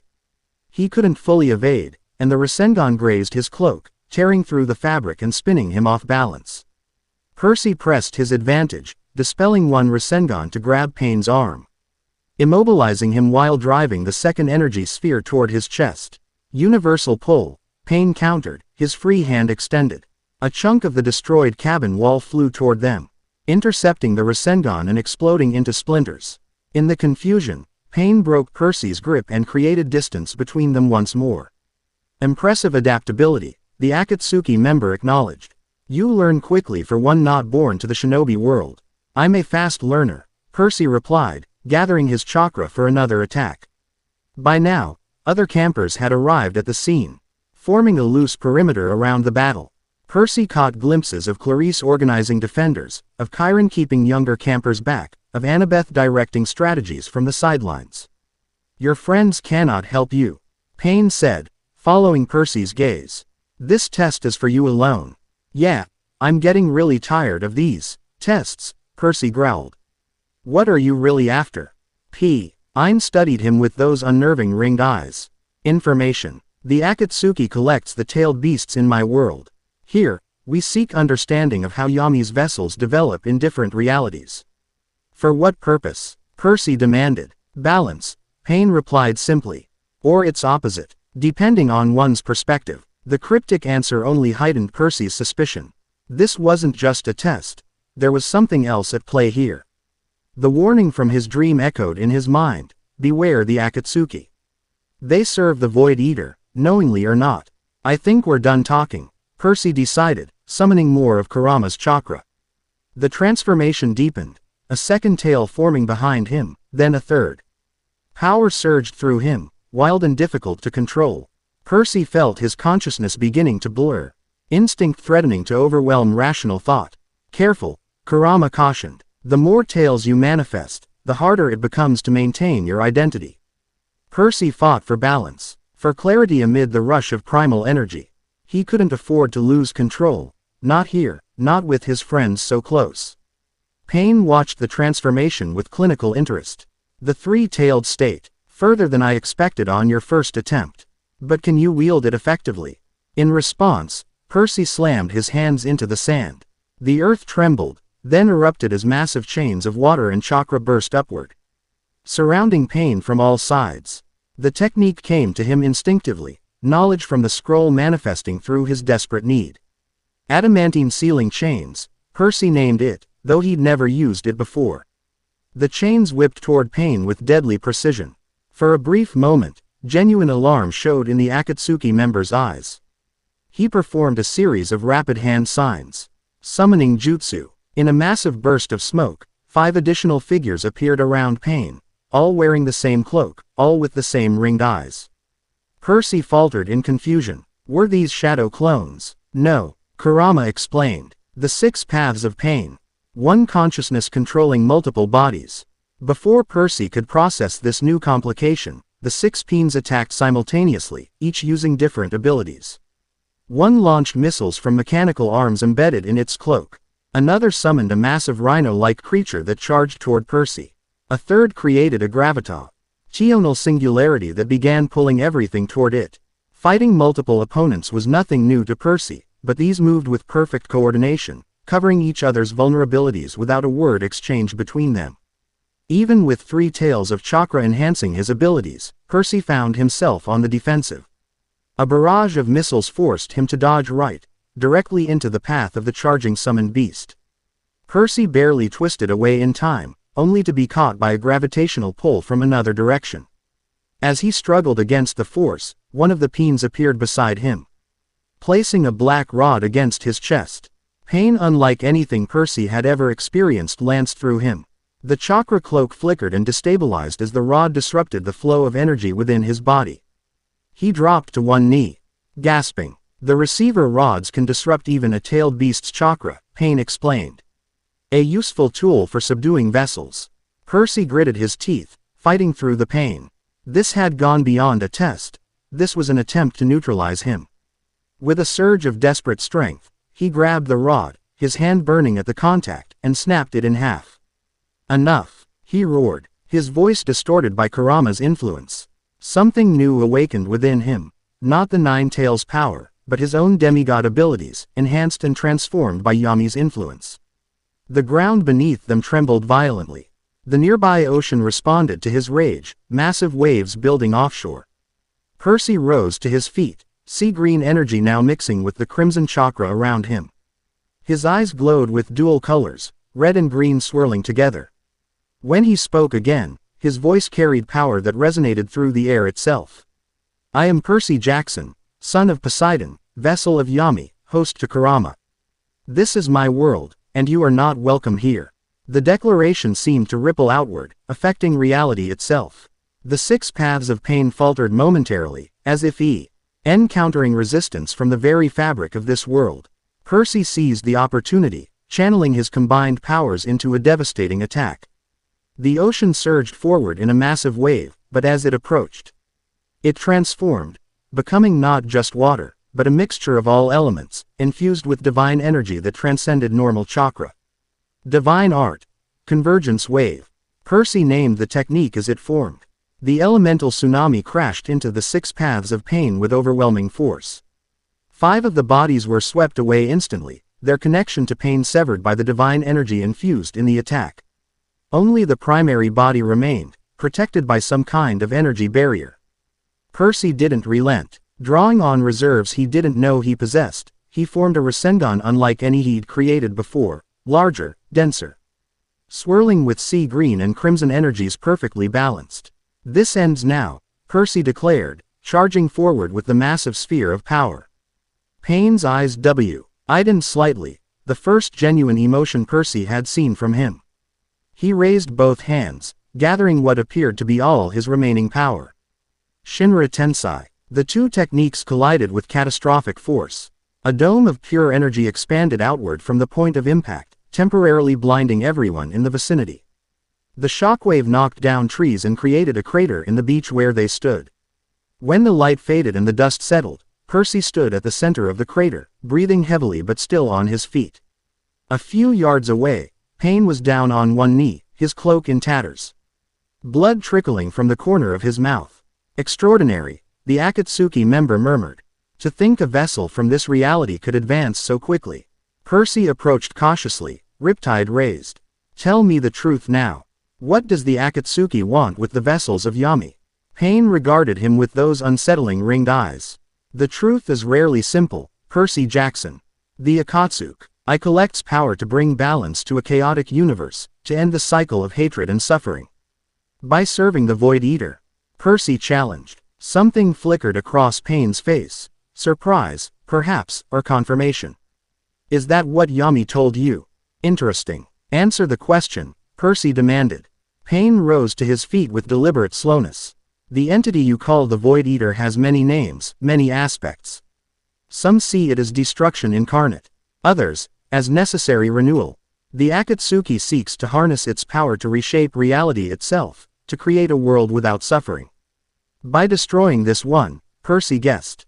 By merging all realities into one perfect existence, Pain corrected.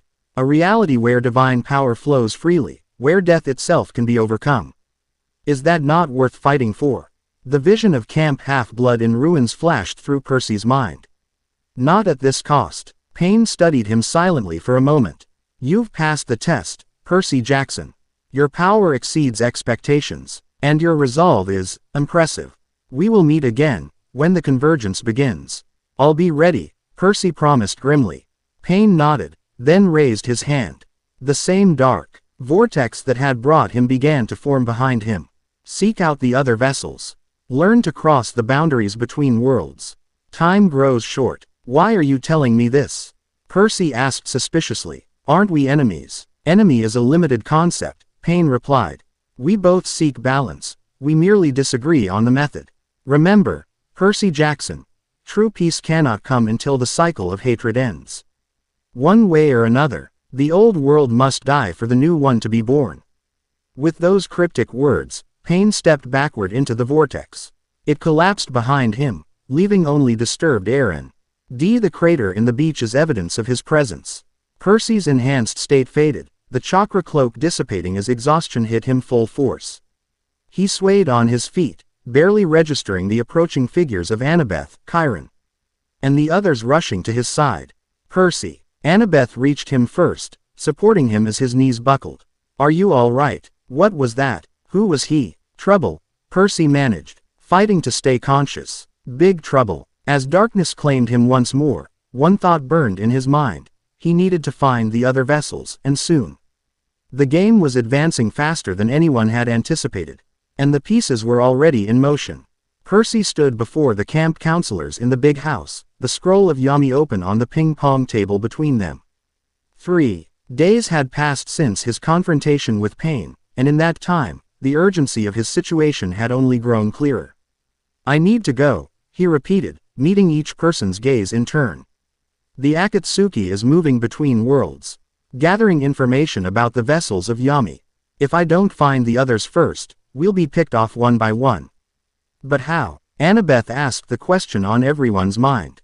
"How do you travel between realities?" Percy indicated the scroll. "It's all here." The scroll contains the method, a technique called reality breach. With enough chakra and the right focal point, I can open a pathway to the worlds where other vessels exist. "And you've tested this technique?" Chiron asked skeptically. "Not yet," Percy admitted. "But Kurama assures me it will work." The scroll chose me partly because of my connection to Poseidon. Water is the element that flows most easily between realities. Clarice snorted. "So you're just going to, what, swim to another dimension?" "Not exactly," Percy explained. "But I'll use water as the medium for the technique. There's a specific location where the boundaries between worlds are naturally thinner, a convergence point in the Sea of Monsters." Murmurs spread around the table at the mention of that dangerous realm. "The Sea of Monsters." Chiron's expression grew grave. "Percy, even for a son of Poseidon, that area remains treacherous." "I know the risks," Percy insisted. "But that's where I need to go. There's a whirlpool there. Charybdis. That's actually a weak point in the fabric of reality. If I dive into its center and perform the reality breach technique at precisely the right moment, I can open a pathway." "That's insane," Connor Stoll protested. "Charybdis would swallow you whole before you got anywhere near its center." "Not if I use Kurama's chakra to protect me," Percy countered. "And not if I have help." His gaze settled on Annabeth, who had been unusually quiet throughout the discussion. "I can't do this alone," he continued. "I need a team, people I trust, who can help me reach Charybdis and maintain the technique long enough to open the breach." "You want us to help you commit suicide," Clarice summarized bluntly. "I want you to help me save our world," Percy corrected. "And others. If the Akatsuki succeeds in gathering all the vessels, or if the Void Eater breaks free before we're ready. What happened here with Pain will look like a friendly sparring match." Silence fell over the room as everyone processed the gravity of the situation. "I volunteer," Annabeth said finally, breaking the silence. "I'm going with Percy." "Me too," Grover added, though his voice quavered slightly. "I mean, interdimensional travel sounds terrifying, but what are friends for, right?" Clarice crossed her arms. "Someone needs to make sure you don't get yourself killed in some other reality, punk." "I'm in." One by one, others volunteered. Talia, who had returned to camp after hearing about the strange events. Nico D'Angelo, whose experience with shadow travel might prove useful for crossing boundaries. Even Rachel Elizabeth Dare, whose clear sight could help navigate unfamiliar realms. Percy felt a surge of gratitude, though also concern. "I appreciate everyone's willingness to help, but I should clarify, only I can actually cross through the breach. The rest of you would be staying here, helping me reach Charybdis and then waiting for my return." "No way," Annabeth said immediately. "If you're going, I'm going." "Annabeth, it doesn't work that way," Percy tried to explain. "The scroll chose me specifically. Other people can't just." "Actually," Kakashi interrupted from his position by the window, "that's not entirely accurate." All eyes turned to the shinobi, who had been silently observing until now. "A vessel can bring companions through a reality breach," Kakashi elaborated. "It requires additional chakra and perfect control, but it is possible. In my world, Yuto brought several allies with him when he first traveled between dimensions." Hope surged through Percy. "So they could come with me?" "A small number, yes," Kakashi confirmed. "Those with the strongest connection to you, and the greatest natural affinity for crossing boundaries. But Percy, the dangers increase exponentially with each additional person. The chakra requirements alone could be fatal if you attempt to bring too many." "How many is too many?" Percy asked. Kakashi considered. "For your current level of control and chakra reserves, 3, at most." And even that would be pushing the limits of safety. Percy turned back to the assembled counselors. Then I need to choose carefully. Annabeth. He didn't even need to finish the sentence. There was never any question that if anyone was coming with him, it would be her. Thank you, she said simply, the relief in her eyes unmistakable. For the second companion, Percy considered his options carefully. Grover was his oldest friend. But the satyr's nature magic might not translate well to other realities. Nico's shadow abilities could prove invaluable, yet the son of Hades was still recovering from his last ordeal. Clarissa's combat skills would be useful, but her confrontational nature might create problems in unfamiliar worlds. Talia, Percy decided finally. Your experience as both a demigod and a hunter of Artemis gives you adaptability we might need. And your lightning powers could complement mine.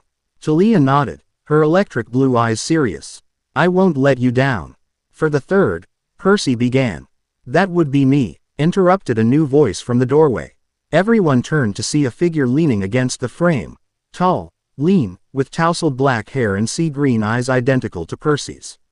Tyson, Percy asked in confusion. Tyson's at the forges, the newcomer replied with a grin that Percy recognized all too well, because it was his own. I'm you, Percy. Or rather, you from another reality. The room erupted in chaos. Weapons drawn, questions shouted, confusion evident on every face.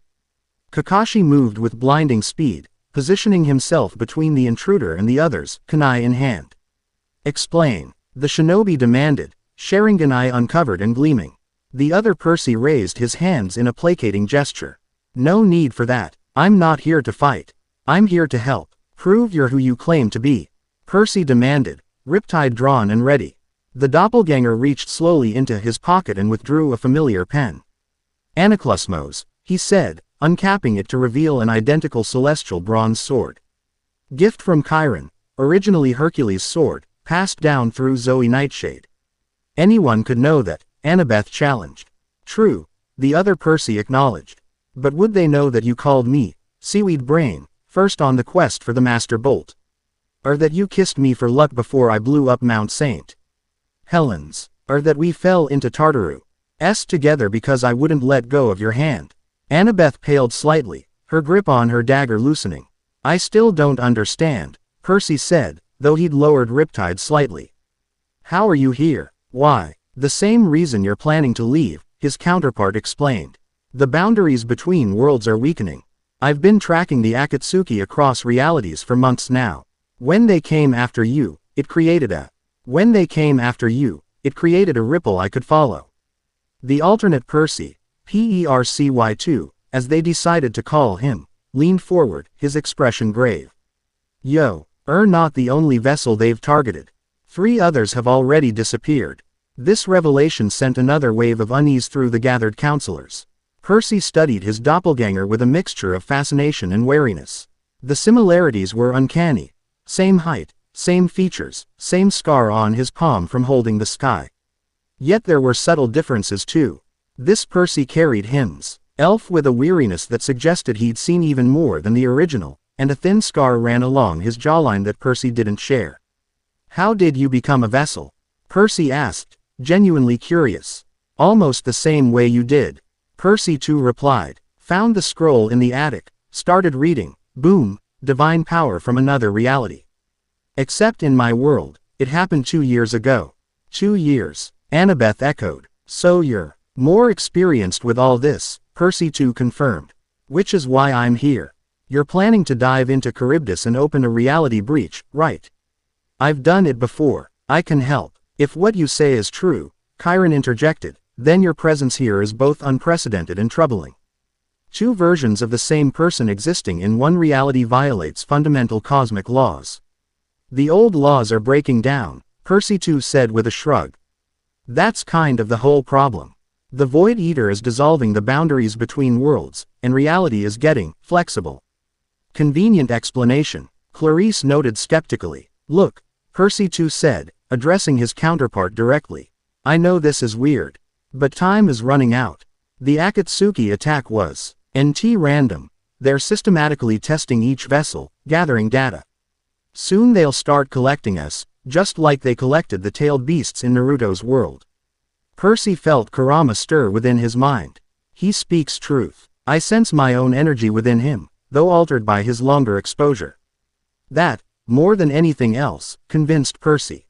I believe him, he announced to the room. And I think we should accept his help. Just like that, Clarice demanded. He's me, Percy said simply.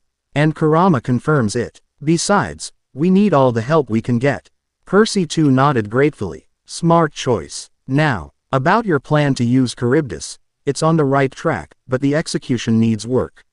You can't just dive in and hope for the best. What do you suggest? Percy asked. A controlled approach, Percy too explained. We use a ship to get close, something fast that can maneuver around the edges of the whirlpool.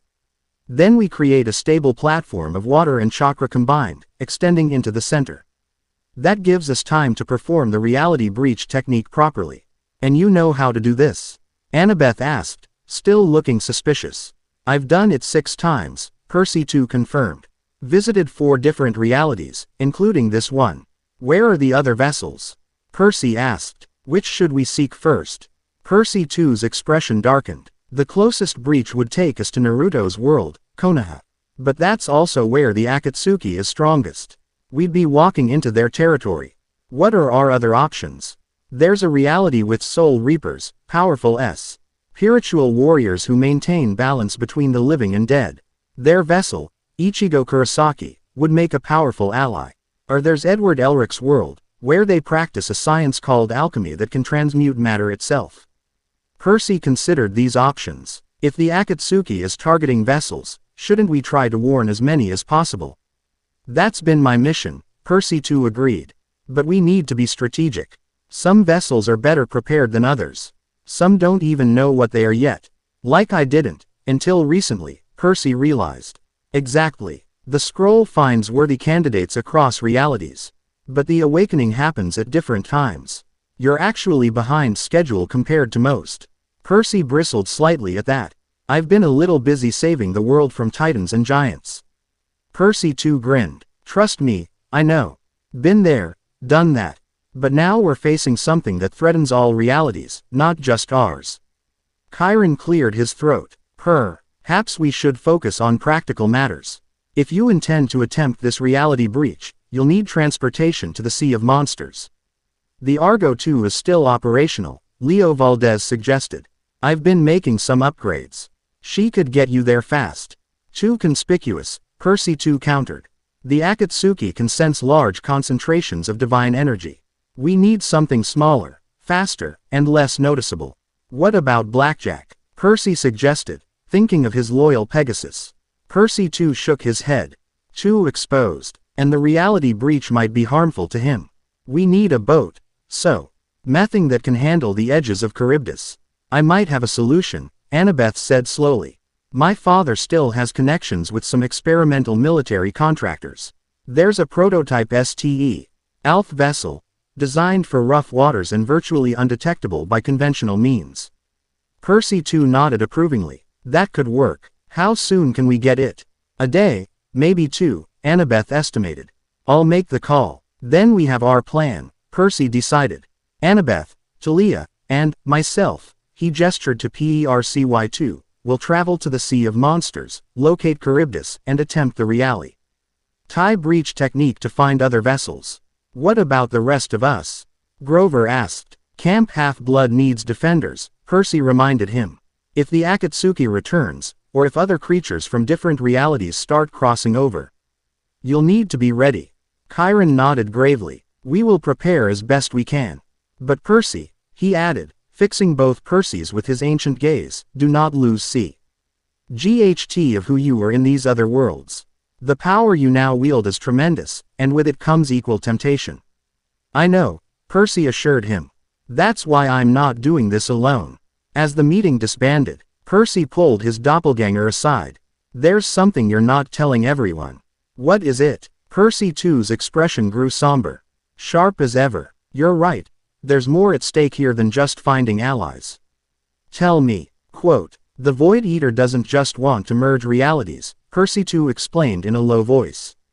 It wants to consume the divine essence of all pantheons, Greek, Roman, Norse, Japanese, all of them. And it's already started. What do you mean? In my reality, Percy too said, Poseidon is already gone. Consumed. Most of the Olympians too. The gods are falling one by one across the multiverse. And no one even realizes it's happening until it's too late. Cold dread settled in Percy's stomach. My father is still here, in your world, Percy too assured him. But not for long if we don't act. The Void Eater is working through agents in each reality, the Akatsuki is just one of them. They weaken the divine powers from within, making them vulnerable. Why didn't you tell everyone this? Percy too's eyes, so familiar yet haunted in a way Percy's weren't, held his gaze steadily. Because hope is important. If they knew the full extent of what we're facing, they might give up before we even start. Sometimes, you have to carry the heaviest burdens alone. Not alone, Percy corrected. We carry them together now. For the first time, a genuine smile crossed Percy too's face. I'd forgotten what that feels like. In my world, I'm the last one standing. The implication of those words hung between them, a grim reminder of what was at stake, and what Percy himself might become if they failed. 2 days later, Percy stood at the helm of the Shadow Pursuer, the prototype vessel Annabeth had secured through her father's connections. True to her description, it was sleek, fast, and virtually invisible to conventional detection methods. Its dark hull absorbed light rather than reflecting it, and its engines operated with barely a whisper. Beside him, Talia adjusted the straps on her pack, double-checking her weapons. So, interdimensional travel, just another Tuesday for Percy Jackson, huh? Apparently, Percy replied, trying to sound more confident than he felt. Annabeth emerged from below deck, where she'd been reviewing the navigation systems. We're on course. According to these readings, we should reach the coordinates of Charybdis in approximately 3 hours. Percy too joined them, carrying the scroll of Yami carefully wrapped in protective cloth. Good. That gives us time to prepare. Percy, we should go over the reality breach technique again. The past 2 days had been intense. Crash courses in advanced chakra control, focusing exercises to strengthen Percy's connection to Kurama, and endless discussions about what to expect in other realities. Percy's head swam with information about shinobi villages, soul societies, and alchemical principles. One thing still bothers me, Percy said as he followed his counterpart to the ship's stern. How do we get back? Once we cross over to another reality, how do we return to this one? The scroll creates a tether, Percy too explained, carefully unwrapping the ancient parchment. A connection between your origin point and wherever you go. As long as you maintain awareness of that tether, you can follow it back. And if we lose awareness of it, Percy too's expression grew serious. Then you're stranded. It's happened to vessels before. Some have been lost between worlds for centuries, unable to find their way home. Great, Percy muttered. No pressure. That's why we practice the tethering technique now, Percy too insisted. It's not just about opening the breach, it's about maintaining your connection to your home reality. For the next hour, they sat cross-legged at the stern. The scroll opened between them. Percy followed his counterpart's instructions, learning to perceive the subtle energy signatures that distinguished one reality from another, and to create mental anchors that would help him find his way back. The key is intention, Percy too emphasized. You have to hold your home reality clearly in your mind as you cross over. Picture specific places, people, sensations that are unique to your world. Those become your breadcrumbs back. Percy closed his eyes, focusing on Camp Half-Blood, the smell of strawberry fields, the sound of metal on metal from the forges. The feel of Annabeth's hand in his. These weren't just memories, they were his tether to home. Good, Percy too encouraged. Now, let's work on the actual breach technique. The reality breach required precise chakra control and perfect timing.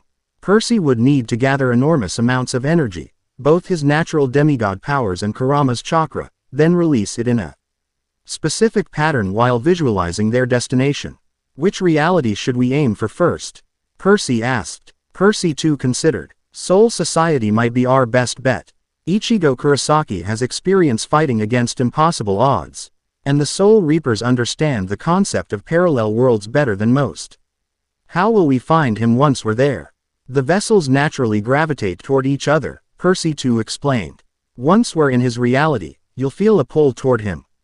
It's part of Yami's design, ensuring the vessels can locate each other when needed.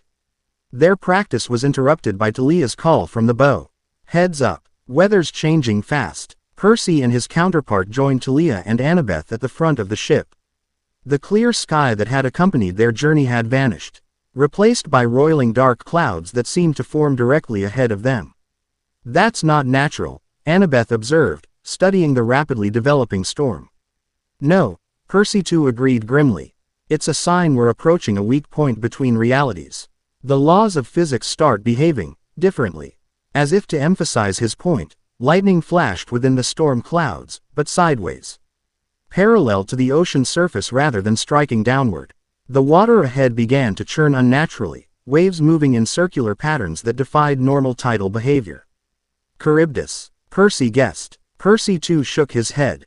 Not yet. This is just the distortion zone that surrounds it. The actual whirlpool is still miles ahead. So what's causing this? Talia asked, gesturing to the bizarre storm. Reality bleeding through from other worlds, Percy too explained. Think of it like static on an old TV, signals from multiple channels overlapping.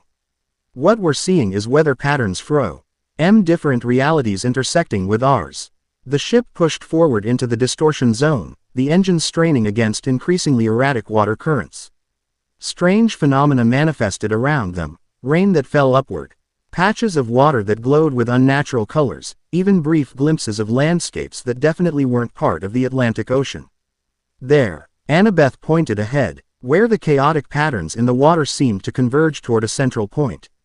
Is that it? Percy too nodded grimly. Charybdis. Though not quite as you remember it. The legendary whirlpool had transformed. Rather than a simple circular vortex, it had become a spiraling tunnel that seemed to descend forever, its walls composed of water that shimmered with rainbow-like iridescence. Occasional flashes of other realities were visible within its depths. City skylines, alien landscapes, strange creatures that defied description. The boundaries have grown so weak here that Charybdis now functions as a natural gateway. Percy too explained. In ancient times, it was just a monster. Now it's a permanent weak point in the fabric of reality. How do we approach it? Percy asked, eyeing the massive vortex with understandable apprehension. Carefully, his counterpart replied. We'll take the ship as close as we safely can, then create a water bridge extending into the center. That's where we'll perform the reality breach. As they drew nearer, the ship's instruments began to malfunction. Compasses spun wildly, depth finders displayed impossible readings, and the GPS system simply shut down. We're on our own from here, Annabeth announced, abandoning the useless navigation console. Manual control only. Percy took the helm, using his innate connection to the sea to guide the vessel through increasingly turbulent waters. Even with his powers, it was like trying to steer through a maze that constantly rearranged itself. Close enough, Percy too called when they were approximately 50 yards from the edge of the whirlpool.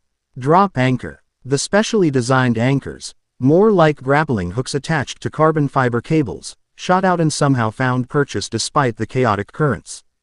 The ship shuddered as it fought against the pull of Charybdis, eventually stabilizing in a precarious holding pattern. Now for the hard part, Percy too said, turning to the others. Everyone grab what you absolutely need, and nothing more. Extra weight makes the crossing more difficult. They had prepared for this, each carrying only essential supplies in specially designed packs. Weapons, ambrosia, basic medical supplies, and a few technological devices Annabeth insisted might prove useful. Remember, Percy too cautioned as they gathered at the starboard rail, once we begin the reality breach. There's no stopping halfway. Either we all make it through, or none of us do. Cheerful thought, Talia muttered, adjusting the silver circlet that marked her as Artemis's lieutenant.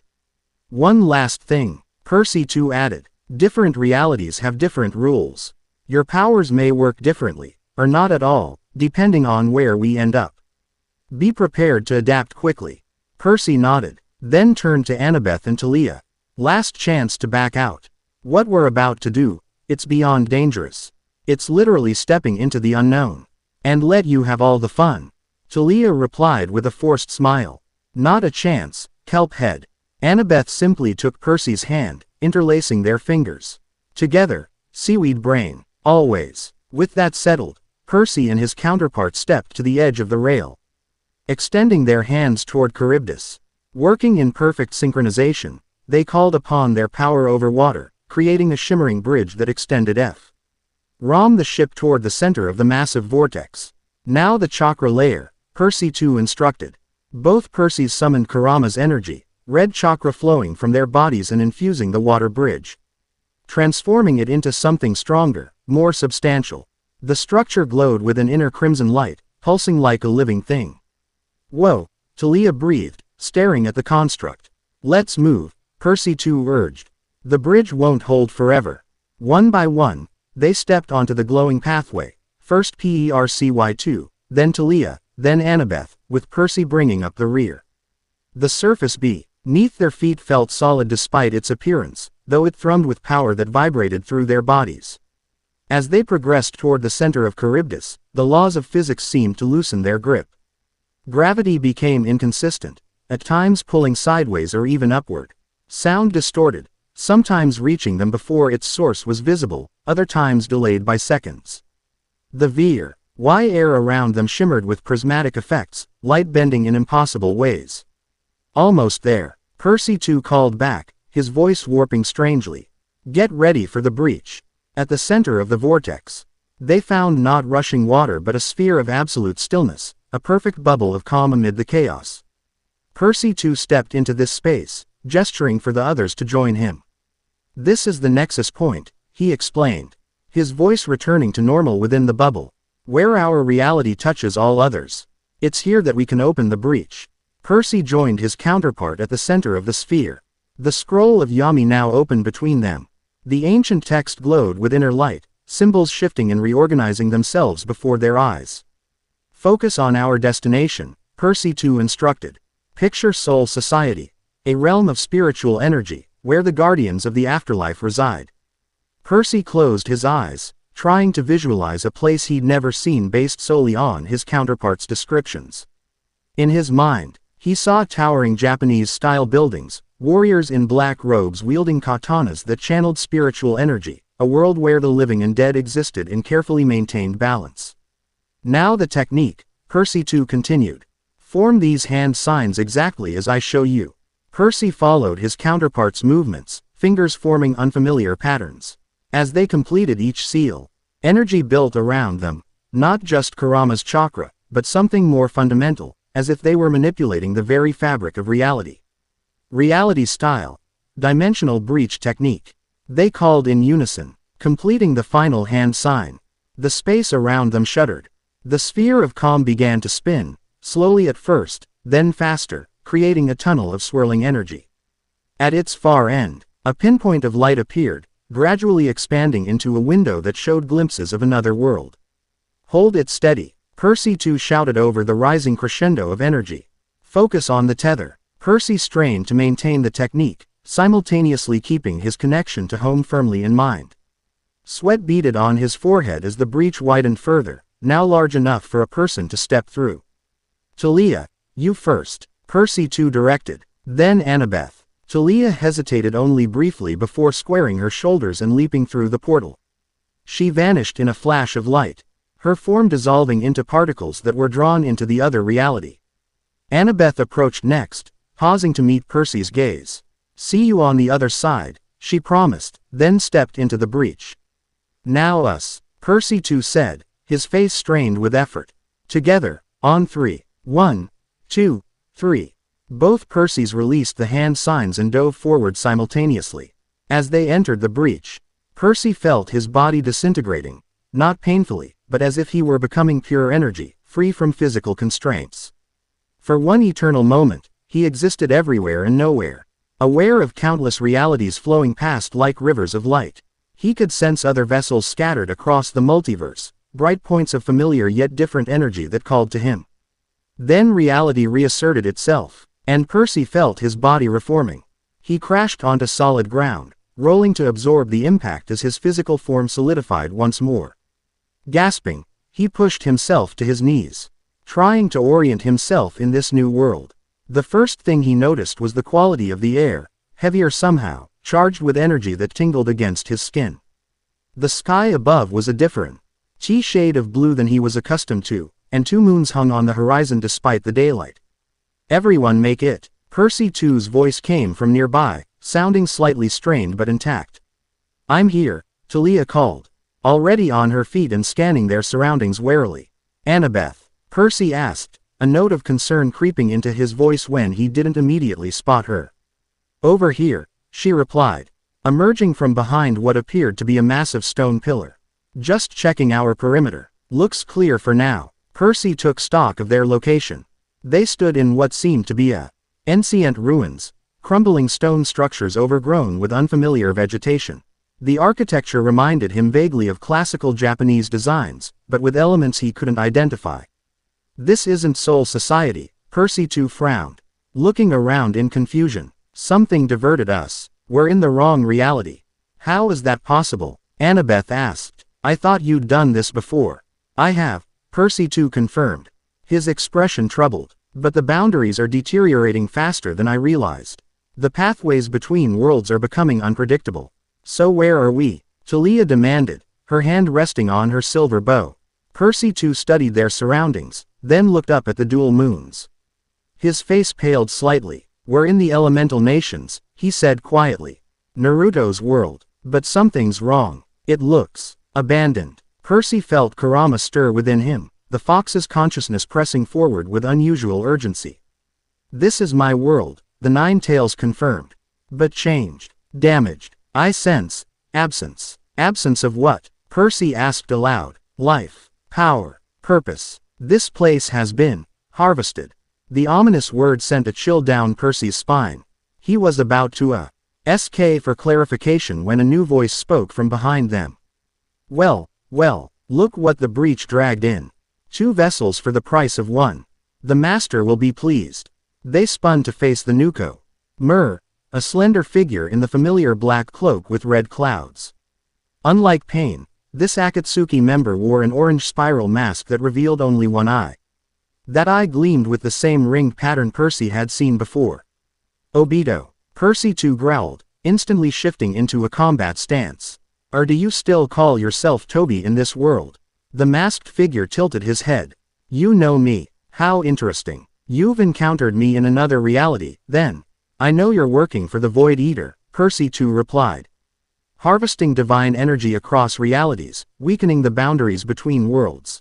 "Such an unpleasant term. Harvesting," Obito remarked casually. "I prefer liberation. Freeing divine power from its arbitrary constraints, allowing it to flow together as it was always meant to." Percy drew Riptide, the celestial bronze blade gleaming in the strange light of this world. "Where is Naruto? What have you done to him?" Obito's single visible eye curved in what might have been a smile behind his mask. "The Nine Tails Jinchuriki. He served his purpose, as all vessels must. His power now serves a greater cause."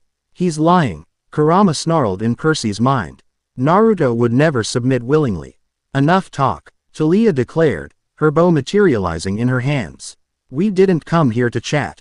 "Indeed not," Obito agreed. "You came seeking allies, but found only me. How unfortunate for you." The masked Akatsuki member made a single hand sign, and the air around them distorted.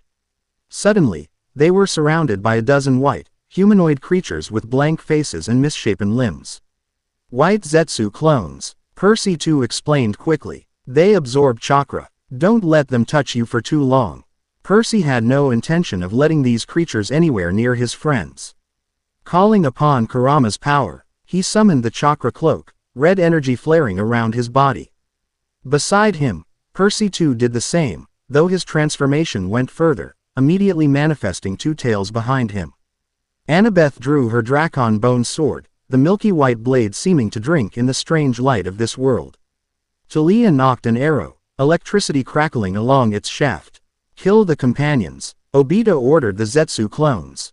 "Capture the vessels alive." The white creatures surged forward, moving with unnatural speed and coordination. Percy met them head-on, Riptide SL, icing through the first attacker with surprising ease. These beings might be dangerous, but they were far from invulnerable. Talia's arrows found their marks with perfect accuracy, each one charged with enough lightning to reduce a Zetsu clone to ash on impact. Annabeth moved with calculated precision, her sword ablur as she dispatched 2 more attackers. Percy too engaged directly with Obito, he too exchanging a flurry of attacks too fast for Percy to follow. His counterpart had clearly fought this enemy before, anticipating moves and countering with practiced efficiency. Percy, Annabeth called, pointing to the sky. Look, above them, the air was beginning to distort, similar to the reality breach they had created, but larger, more ominous. Dark energy swirled at its center, and through it, Percy caught glimpses of familiar landmarks: the Empire State Building, Long Island Sound, Camp Half-Blood. He's opening a breach to our world, Percy realized with horror. Not just opening it, Percy too shouted between attacks. Destabilizing it. If that breach collapses uncontrolled, it could tear reality apart for miles in both directions. Understanding dawned with terrible clarity. This wasn't just an ambush. It was a trap designed to damage the barriers between worlds, furthering the Void Eater's goal of merging realities. We need to close that breach, Percy yelled, dispatching another Zetsu clone. Only the one who opened it can close it properly, Percy too replied, momentarily gaining distance from Obito. Obito laughed behind his mask. Precisely. And I have no intention of closing it. The damage has already begun. Even if you defeat me, the breach will collapse catastrophically within minutes. Percy felt a surge of desperate determination. They couldn't let this happen. Couldn't let Camp Half-Blood, New York, their entire reality be damaged by this madman's scheme. Annabeth, Talia, he called, keep these things off us. I've got an idea. Without waiting for confirmation, Percy raced to his counterpart's side. The scroll, he said urgently. It connected our realities once. Maybe it can stabilize the breach. Percy too's eyes widened with understanding. It might work, but we'd need to channel an enormous amount of chakra, more than either of us has individually. Then we do it together, Percy insisted. Combine our power, like you taught me with the elemental techniques. His counterpart nodded grimly. It's risky. If we lose control, we could end up accelerating the collapse instead of preventing it. Do we have a choice? Not really, Percy too admitted. Let's do it. Together, they retreated to a more defensible position, where Annabeth and Talia formed a protective perimeter around them. Percy withdrew the scroll from his pack, unrolling it between them. Focus on our home, Percy too instructed. On stabilizing the connection, not breaking it. Both Percys called upon their full power, not just Kurama's chakra, but their demigod abilities as well. Red and sea-green energies swirled around them, merging and intensifying until they glowed like twin stars in the ruins. Reality style. Dimensional stabilization technique. They shouted together, channeling their combined power into the scroll. The ancient parchment absorbed their energy, symbols glowing with blinding intensity. A beam of pure power shot upward from the scroll, connecting with the destabilizing breach above. For a moment, nothing seemed to happen. Then, gradually, the chaotic energies began to calm, the breach shrinking rather than expanding. Obito's single eye narrowed in anger. No, he snarled, abandoning his fight to charge directly at the Percys. Talia intercepted him, a full lightning bolt, not just an arrow, erupting from her hands. The masked Akatsuki member dodged with inhuman speed, but the attack forced him to break his momentum. Percy, Annabeth called, urgency in her voice. The breach is stabilizing, but those things are still coming through. She was right. Despite their efforts to contain the breach itself, Zetsu clones continued to pour through from some unseen source, their numbers growing by the second. We need to close it completely. Percy too grunted, strain evident in his voice as he maintained the stabilization technique. How? Percy demanded. You said only the opener can close it properly. There's another way, his counterpart replied grimly, but it requires sacrifice. Percy didn't like the sound of that. What kind of sacrifice? A power source, Percy too explained, sweat beading on his forehead from the effort of maintaining the technique. Something to seal the breach from within. Understanding dawned with horrible clarity. No, Percy said firmly. There has to be another way. There isn't, Percy too insisted. And it has to be me. You're newer to this. Your friends need you more. I've been doing this longer. I know what to do. But you'll be trapped here. Percy too managed a strained smile. Maybe. Or maybe I'll find another way back eventually. There are always other breaches, other weaknesses between worlds. Percy, we can't hold them much longer. Talia shouted, lightning arcing from her body as she fought to keep the Zetsu clones at bay. Time was running out. Percy looked into his counterpart's eyes, his own eyes, in a face marked by additional years of struggle and sacrifice, and saw unwavering resolve. Take care of them, Percy too said quietly. And remember what I told you about the gods in my world. Don't let it happen here. Before Percy could respond, his counterpart made a series of rapid hand signs, then placed his palm against the scroll. Reality style. Sealing breach sacrifice. Percy too's body began to glow with intense light, the Ed chakra cloak expanding to envelop him completely. He rose into the air, drawn toward the breach like a moth to flame. No, Percy shouted, reaching for him, but it was too late. His counterpart turned in midair, offering one final salute before his body transformed into pure energy, shooting upward into the heart of the breach. There was a blinding flash, followed by an implosion of air that knocked everyone to the ground. When Percy's vision cleared, the breach was gone. So was Percy-2.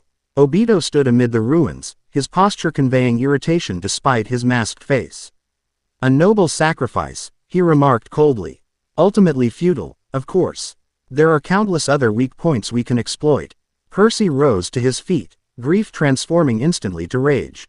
The chakra cloak around him intensified, a second tail forming. Then a third. You're going to pay for that, he promised, his voice distorted by Kurama's influence. The masked Akatsuki member seemed unimpressed. Another time, perhaps. I've learned what I needed from this encounter. Before anyone could move to stop him, Obito's body began to distort, swirling inward like water down a drain. We'll meet again, Percy Jackson. His voice echoed as he vanished completely. When the convergence begins, the remaining Zetsu clones collapsed instantly, as if their animating force had been withdrawn. Percy stood amid the destruction, the power of Kurama still surging through him, with no outlet for his rage and grief. Percy, Annabeth said gently, approaching cautiously. He's gone. We need to focus on what comes next. Gradually, Percy reined in his anger, the chakra cloak receding until only his normal appearance remained. The scroll lay on the ground where they had performed the technique, seemingly unanged despite the enormous energies it had channeled. He saved us, Percy said quietly, picking up the ancient parchment. He sacrificed himself to close the breach. What do we do now? Talia asked, rejoining them after ensuring the area was clear of remaining threats. We're stranded in the wrong reality, and our guide just. She trailed off, unwilling to state the obvious. Percy took a deep breath, centering himself. We stick to the plan. Find the vessels, warn them about the Akatsuki and the Void Eater. Percy too said they've already taken Naruto from this world, but there must be others who can help us. How do we find them? Annabeth asked practically, and more importantly, how do we get to the right reality? You said we ended up in the wrong place. Percy closed his eyes, focusing on the sensations he'd experienced during the breach, that moment of expanded awareness when he could perceive other vessels across the multiverse. Though faint, he could still feel those connections, like distant stars pulling at his consciousness. I can sense them, he said, opening his eyes. Not clearly, but enough to guide us. As for traveling between realities, he glanced down at the scroll in his hands. I think I understand more about how this works now. Percy too showed me the technique, and I felt how he channeled the energy. You think you can open another breach? Talia asked skeptically. I have too, Percy replied simply. We can't stay here. This world has already been harvested, as Kurama put it. There's nothing for us here except more Akatsuki. Annabeth studied their surroundings, her analytical mind already assessing options. We should find shelter first. Someplace defensible where you can prepare for the next breach attempt. And Percy, she added gently, you need to rest. That last technique took a lot out of you. She was right. Now that the immediate danger had passed, exhaustion was settling into Percy's bones. Creating the initial breach, fighting the Zetsu clones, and helping stabilize the collapse had drained his reserves significantly. There's a structure that way, Talia pointed toward a partially intact building at the edge of the ruins. Looks solid enough to provide cover. They made their way carefully through the abandoned ruins, alert for any sign of remaining enemies. The strangeness of this world pressed in on Percy's senses, familiar enough to seem almost normal, yet with subtle wrongness that set his nerves on edge. The air itself felt depleted somehow, as if some essential energy had been siphoned away. This world is dying, Kurama observed within Percy's mind. The balance that sustains it has been disrupted. Without its tailed beasts and other natural chakra sources, it cannot maintain itself. Is that what the Void Eater does? Percy asked silently. Drains worlds of their energy. Not directly. It works through agents like the Akatsuki, who gather power sources, tailed beasts, divine entities, vessels like yourself, and channel their energy toward breaking down the barriers between realities. Each world it touches becomes a husk, its vital essence consumed. And this is happening across multiple realities. Yes, some faster than others. Some worlds have stronger natural defenses, or more powerful guardians. The implications were staggering. Percy wondered how many worlds had already fallen. How many were currently under attack. The scope of the threat made even Kronos and Gaia seem like minor problems by comparison. The building Talia had spotted turned out to be an ancient temple of some kind. Its stone walls covered in faded murals depicting 9 distinct beasts, the tailed beasts of this world, Percy realized. One section showed a massive fox with 9 tails, unmistakably Kurama. What is this place? Annabeth asked, examining the murals with scholarly interest. A shrine to the tailed beasts, Kurama explained, and Percy relayed his words. Built in a more enlightened time, when humans understood our true nature and purpose. Which is? Talia prompted. Balance, Percy answered, drawing on Kurama's knowledge. The tailed beasts were created to maintain balance between natural energies in this world. Without them, he gestured to their surroundings, the dying landscape evidence of what happens when that balance is disrupted. They set up a makeshift camp in the most intact section of the shrine. Using supplies from their packs, Percy spread out the scroll on a flat stone altar at the center of the main chamber, studying the text with new understanding. The breaches aren't random, he realized, tracing patterns within the ancient symbols. There are natural pathways between compatible realities, worlds that share certain fundamental principles.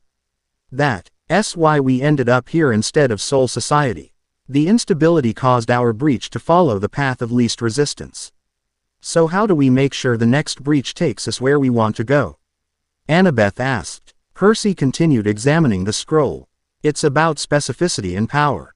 We need to focus our intention more precisely and channel enough energy to force the breach along our chosen path rather than defaulting to the easiest route. And you can do that. Talia sounded unconvinced. I think so, Percy said, more confidently than he felt. Especially now that I understand what went wrong the first time. As night fell, oddly quick in this dying world, they took turns keeping watch while Percy meditated, connecting more deeply with Kurama and studying the scroll's secrets. The dual moons cast eerie light through gaps in the shrine's roof, illuminating the ancient murals in ghostly relief. During his watch, Percy stepped outside, gazing up at the unfamiliar constellations.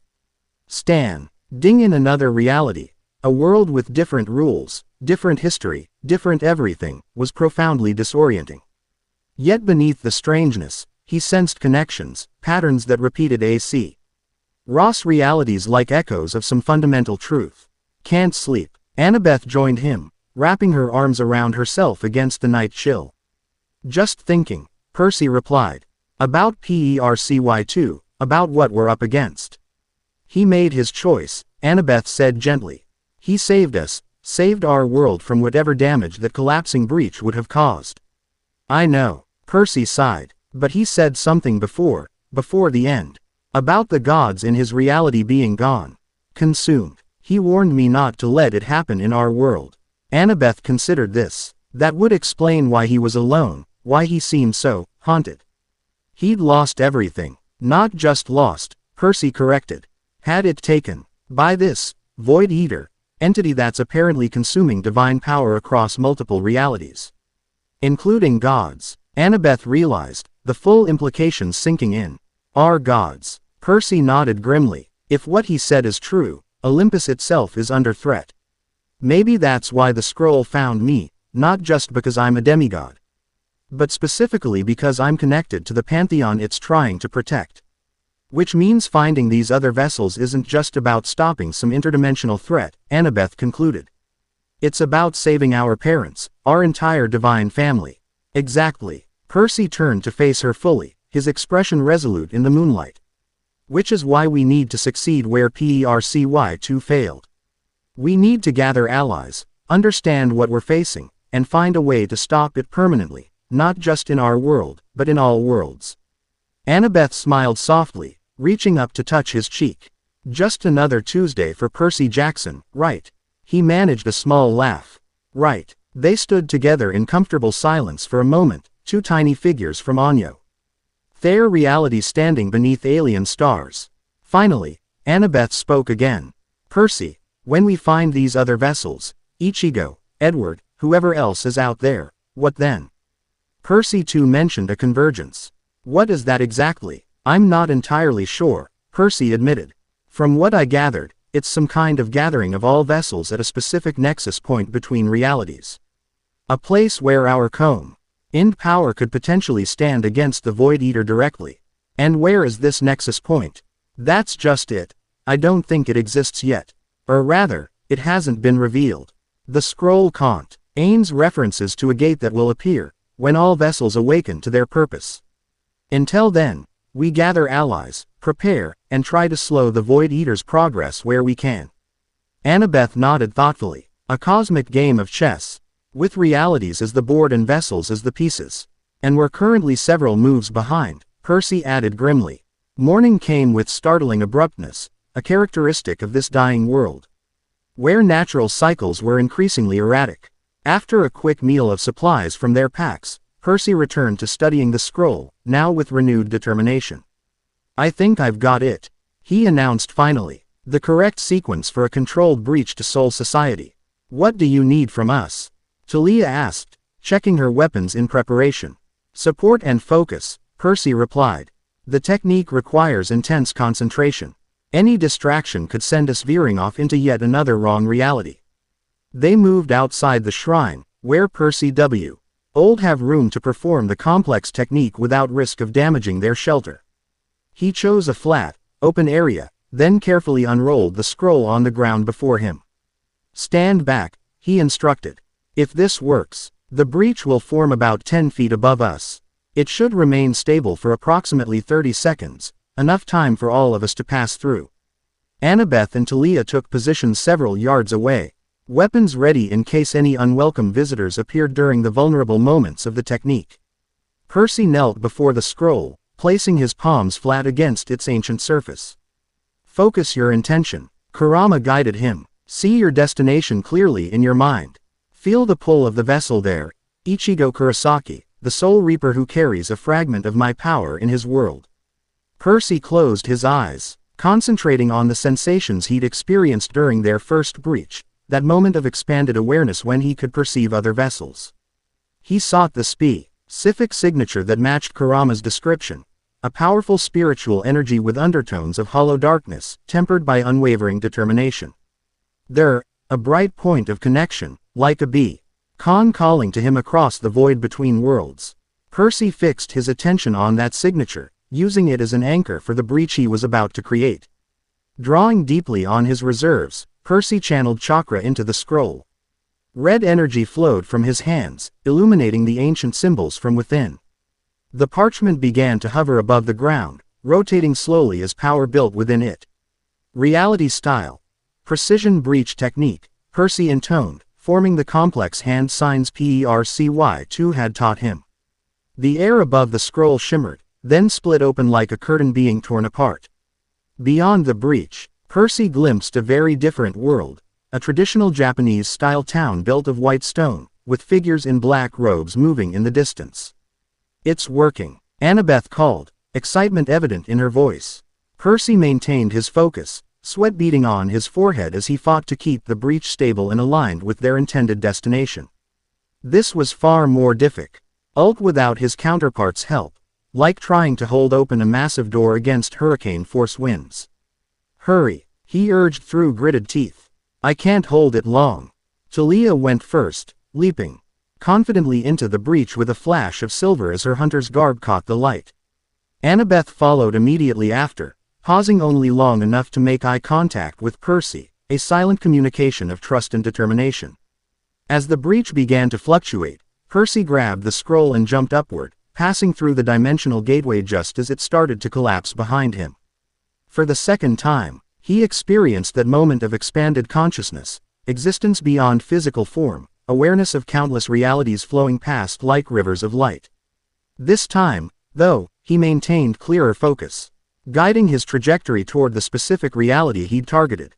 He could feel Ichigo Kurisaki's presence growing stronger, a beacon pulling him through the chaotic currents of the multiverse.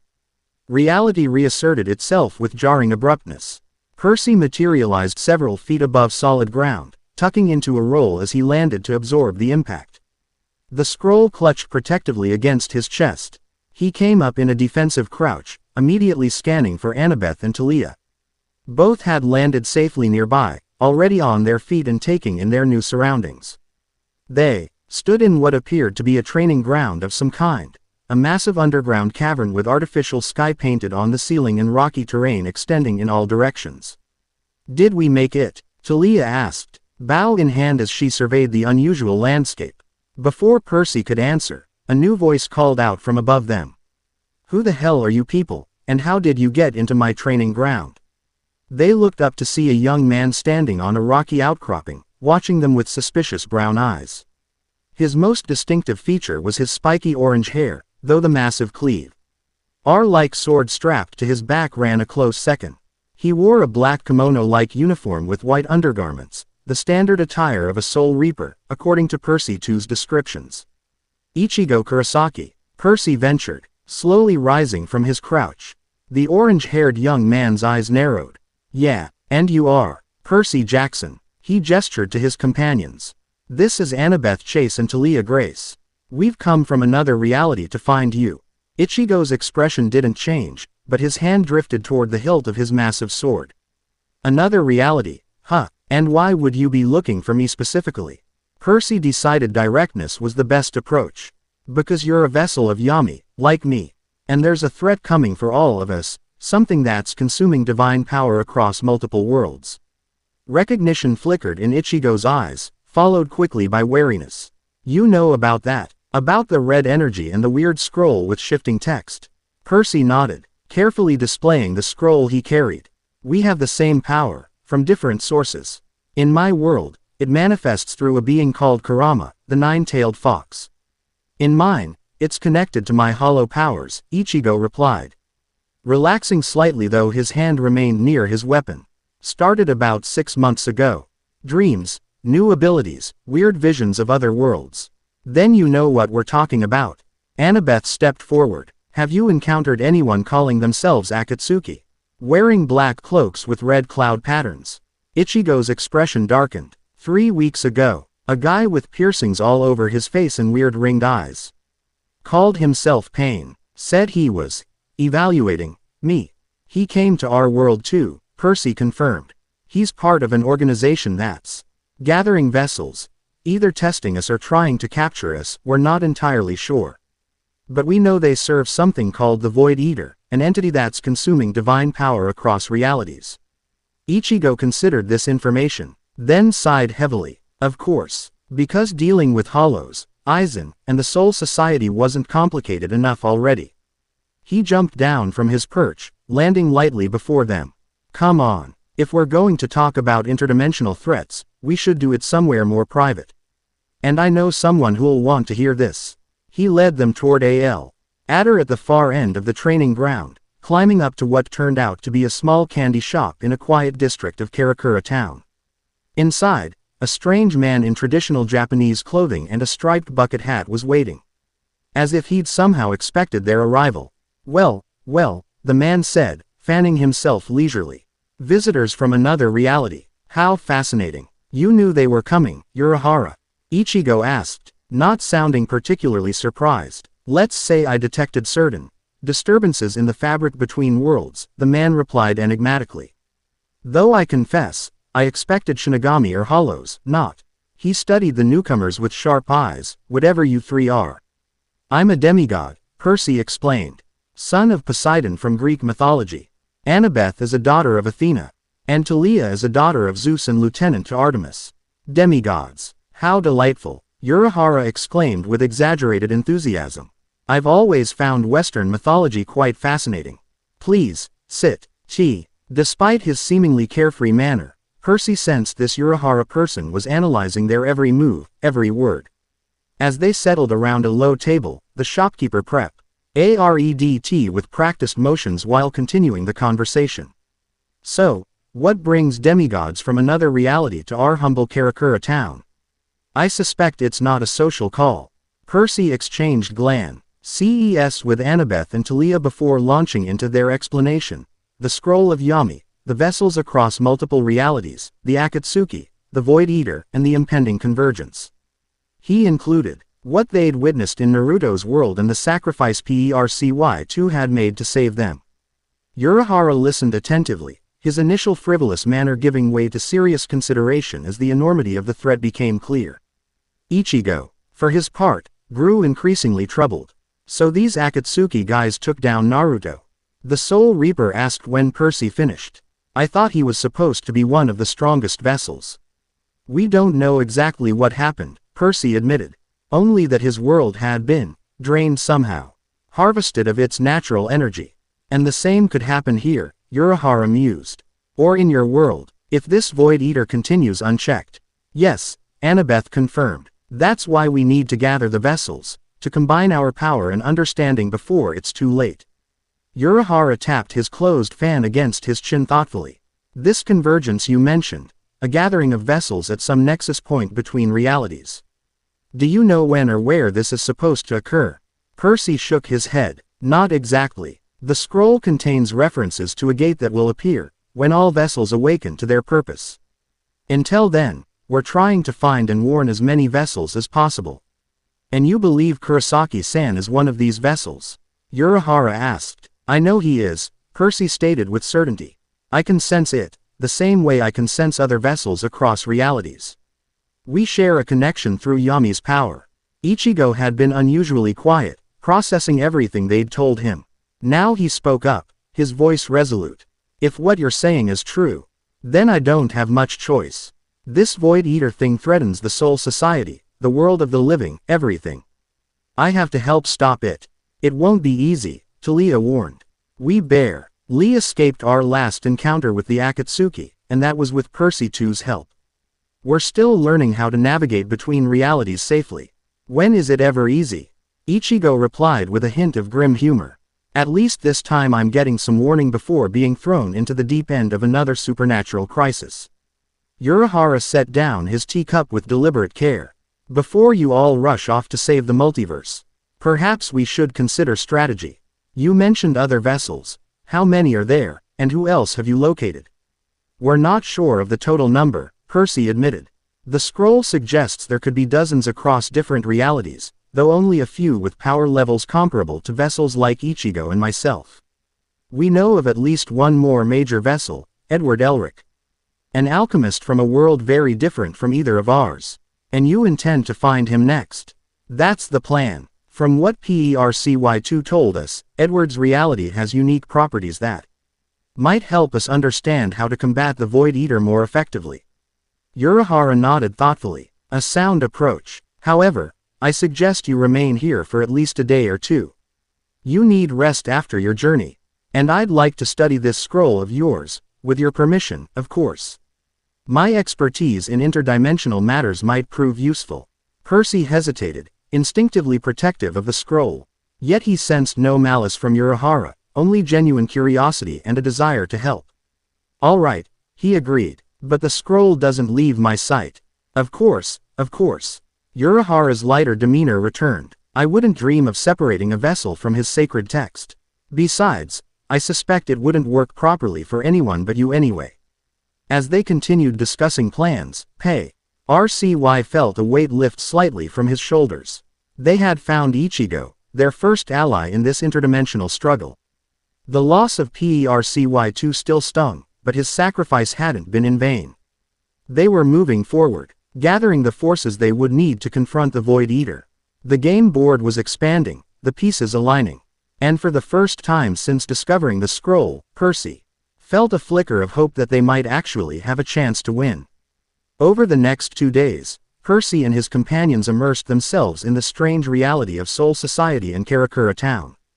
Urahara proved to be a valuable resource, his knowledge of spiritual energy and dimensional boundaries helping Percy better understand the nature of Yami's power and how it interacted with different realities. Ichigo introduced them to his friends, Orihime, Chad, Oryu, and Rukia, each with unique abilities that might prove useful in the coming conflict. Percy was particularly intrigued by Yuryu's Quincy powers, which seemed to operate on principles similar to certain aspects of Kurama's chakra. During training sessions in Urahara's underground facility, Percy and Ichigo discovered they could amplify each other's abilities when in close proximity, a resonance effect between vessels that Percy too had hinted at but never fully explained. It's like our powers recognize each other, Ichigo observed. As red energy flowed between them during a sparring match. They want to synchronize. Yami's influence, Percy guessed. The scroll mentions vessels being parts of a greater whole. Maybe this is what it meant. Their training was interrupted by Urahara, who descended the ladder with uncharacteristic urgency. We have a problem, the shopkeeper announced. My sensors have detected a dimensional disturbance forming above Karakura Town. Something or someone is trying to breach into our reality. Percy, Ichigo, Annabeth, and Talia raced to the surface, following Urahara through the streets to an open park area. Above them, the sky was distorting in a now familiar pattern, reality bending inward like fabric being pulled from the other side. Is it the Akatsuki? Talia asked, bow materializing in her hands. I don't think so, Percy replied, studying the breach's energy signature. It feels different. The distortion expanded, forming a circular gateway that shimmered with golden light rather than the dark energy of the Akatsuki's breaches. Through it stepped a figure Percy hadn't expected to see, a young man with golden blonde hair pulled back in a braid, wearing a red coat with a strange symbol on the back. His most distinctive feature was his right arm, which gleamed metallically in the sunlight. Edward Elric, Percy breathed, recognizing him from Percy II's descriptions. The alchemist took in his surroundings with sharp golden eyes, immediately spotting Percy and the others. His expression shifted from wariness to recognition. Percy Jackson, he called. Ichigo Kurosaki. That's us, Ichigo confirmed, his hand relaxing slightly on the hilt of his Zanpakuto. How did you find us? Edward approached, the breach closing behind him. The same way you found each other, I imagine. The connection between vessels. He glanced at the others. Though I wasn't expecting quite so many of you. Neither were we, Percy admitted. You're Edward Elric, the Fullmetal Alchemist. Percy too told me about you. Edward's eyebrows rose. Percy2. There are 2 of you. There were, Percy corrected grimly. He sacrificed himself to save us from an Akatsuki trap. Understanding and sympathy flashed across Edward's face. I'm sorry to hear that. I've had my own run-ins with those red cloud-wearing bastards. That's actually why I'm here. They attacked you too? Annabeth asked. Edward nodded. A guy with a puppet body and another who seemed to be immortal despite having his head cut off multiple times. They said they were evaluating me, but it felt or like they were testing my limits, seeing how far they could push before I broke. Sasori and Hidan, Urahara identified, apparently familiar with Akatsuki members from his studies. Both formidable opponents in Naruto's world. The point is, Edward continued, after they left, I started having more intense visions, seeing other vessels, other realities. I realized we were being hunted systematically. So I decided to take a page from the Akatsuki's book and start crossing between worlds myself, looking for allies. How did you learn to create breaches? Percy asked, impressed. It took me weeks of training with Kakashi and Percy too to manage it. Edward tapped his temple. Alchemy is about understanding and reconstructing matter at its most fundamental level. Once I recognized the pattern in the scroll's transmutation circles, adapting them to create controlled breaches was just a matter of equivalent exchange. Urahara's eyes gleamed with interest. Fascinating. Your alchemy sounds remarkably similar to Kido in some respects. Maybe, Edward shrugged. What matters is that I found you both. Which means we can start planning our countermove. Countermove, Talia echoed. Edward's expression grew serious. The Akatsuki isn't just testing vessels anymore. They've started actively collecting them. 3 have disappeared in the past week alone. And I've discovered what they're planning to do with us. Everyone tensed at this revelation. What is it? Percy asked, though part of him dreaded the answer. They're building a living key, Edward explained grimly. Quote, a construct of vessel energy designed to fully awaken the Void Eater and give it physical form across all realities simultaneously. Once that happens, the barriers between worlds will collapse completely. And everything becomes one reality, Annabeth concluded, with the Void Eater as its god. Exactly. Edward's golden eyes hardened, which is why we need to strike first. I've located their central base, a pocket dimension where realities intersect. If we can infiltrate it, we might be able to free the captured vessels and disrupt their plans before they complete the key. That sounds incredibly dangerous, Percy observed. Edward grinned, a flash of reckless determination that reminded Percy of himself. Of course it is, but consider the alternative. Ichigo stepped forward. I'm in. If they're capturing vessels, it's only a matter of time before they come for us in force. Better to take the fight to them. Percy exchanged glances with Annabeth and Talia, silent communication passing between them. They had come too far, risked too much, to back down now. All right, Percy decided. We go together, but we need a real plan, not just a frontal assault. Oh, I have a plan, Edward assured them, tapping the pocket where a familiar scroll shape was visible. A very interesting plan involving the one thing the Akatsuki doesn't expect. Which is, Urahara prompted. Edward's grin widened. Vessels working together across realities. They've been careful to keep us separated, picking us off one by one. They never anticipated we'd find each other independently. As the group moved back to Urahara's shop to discuss strategy, Percy felt Kurama stirring within his mind. The real convergence begins, the Nine Tails observed. Not as the prophecy foretold, perhaps, but as necessity demands. Percy silently agreed. The pieces were coming together, not by chance or fate, but through their own choices and actions. Whatever came next, they would face it together, demigod, soul reaper, and alchemist united against a threat to all realities. The board was set, the game was entering its final phase. And Percy Jackson, vessel of Yami, host to Kurama, was ready to play his part in saving not just his world, but all worlds. Chapter 2 End.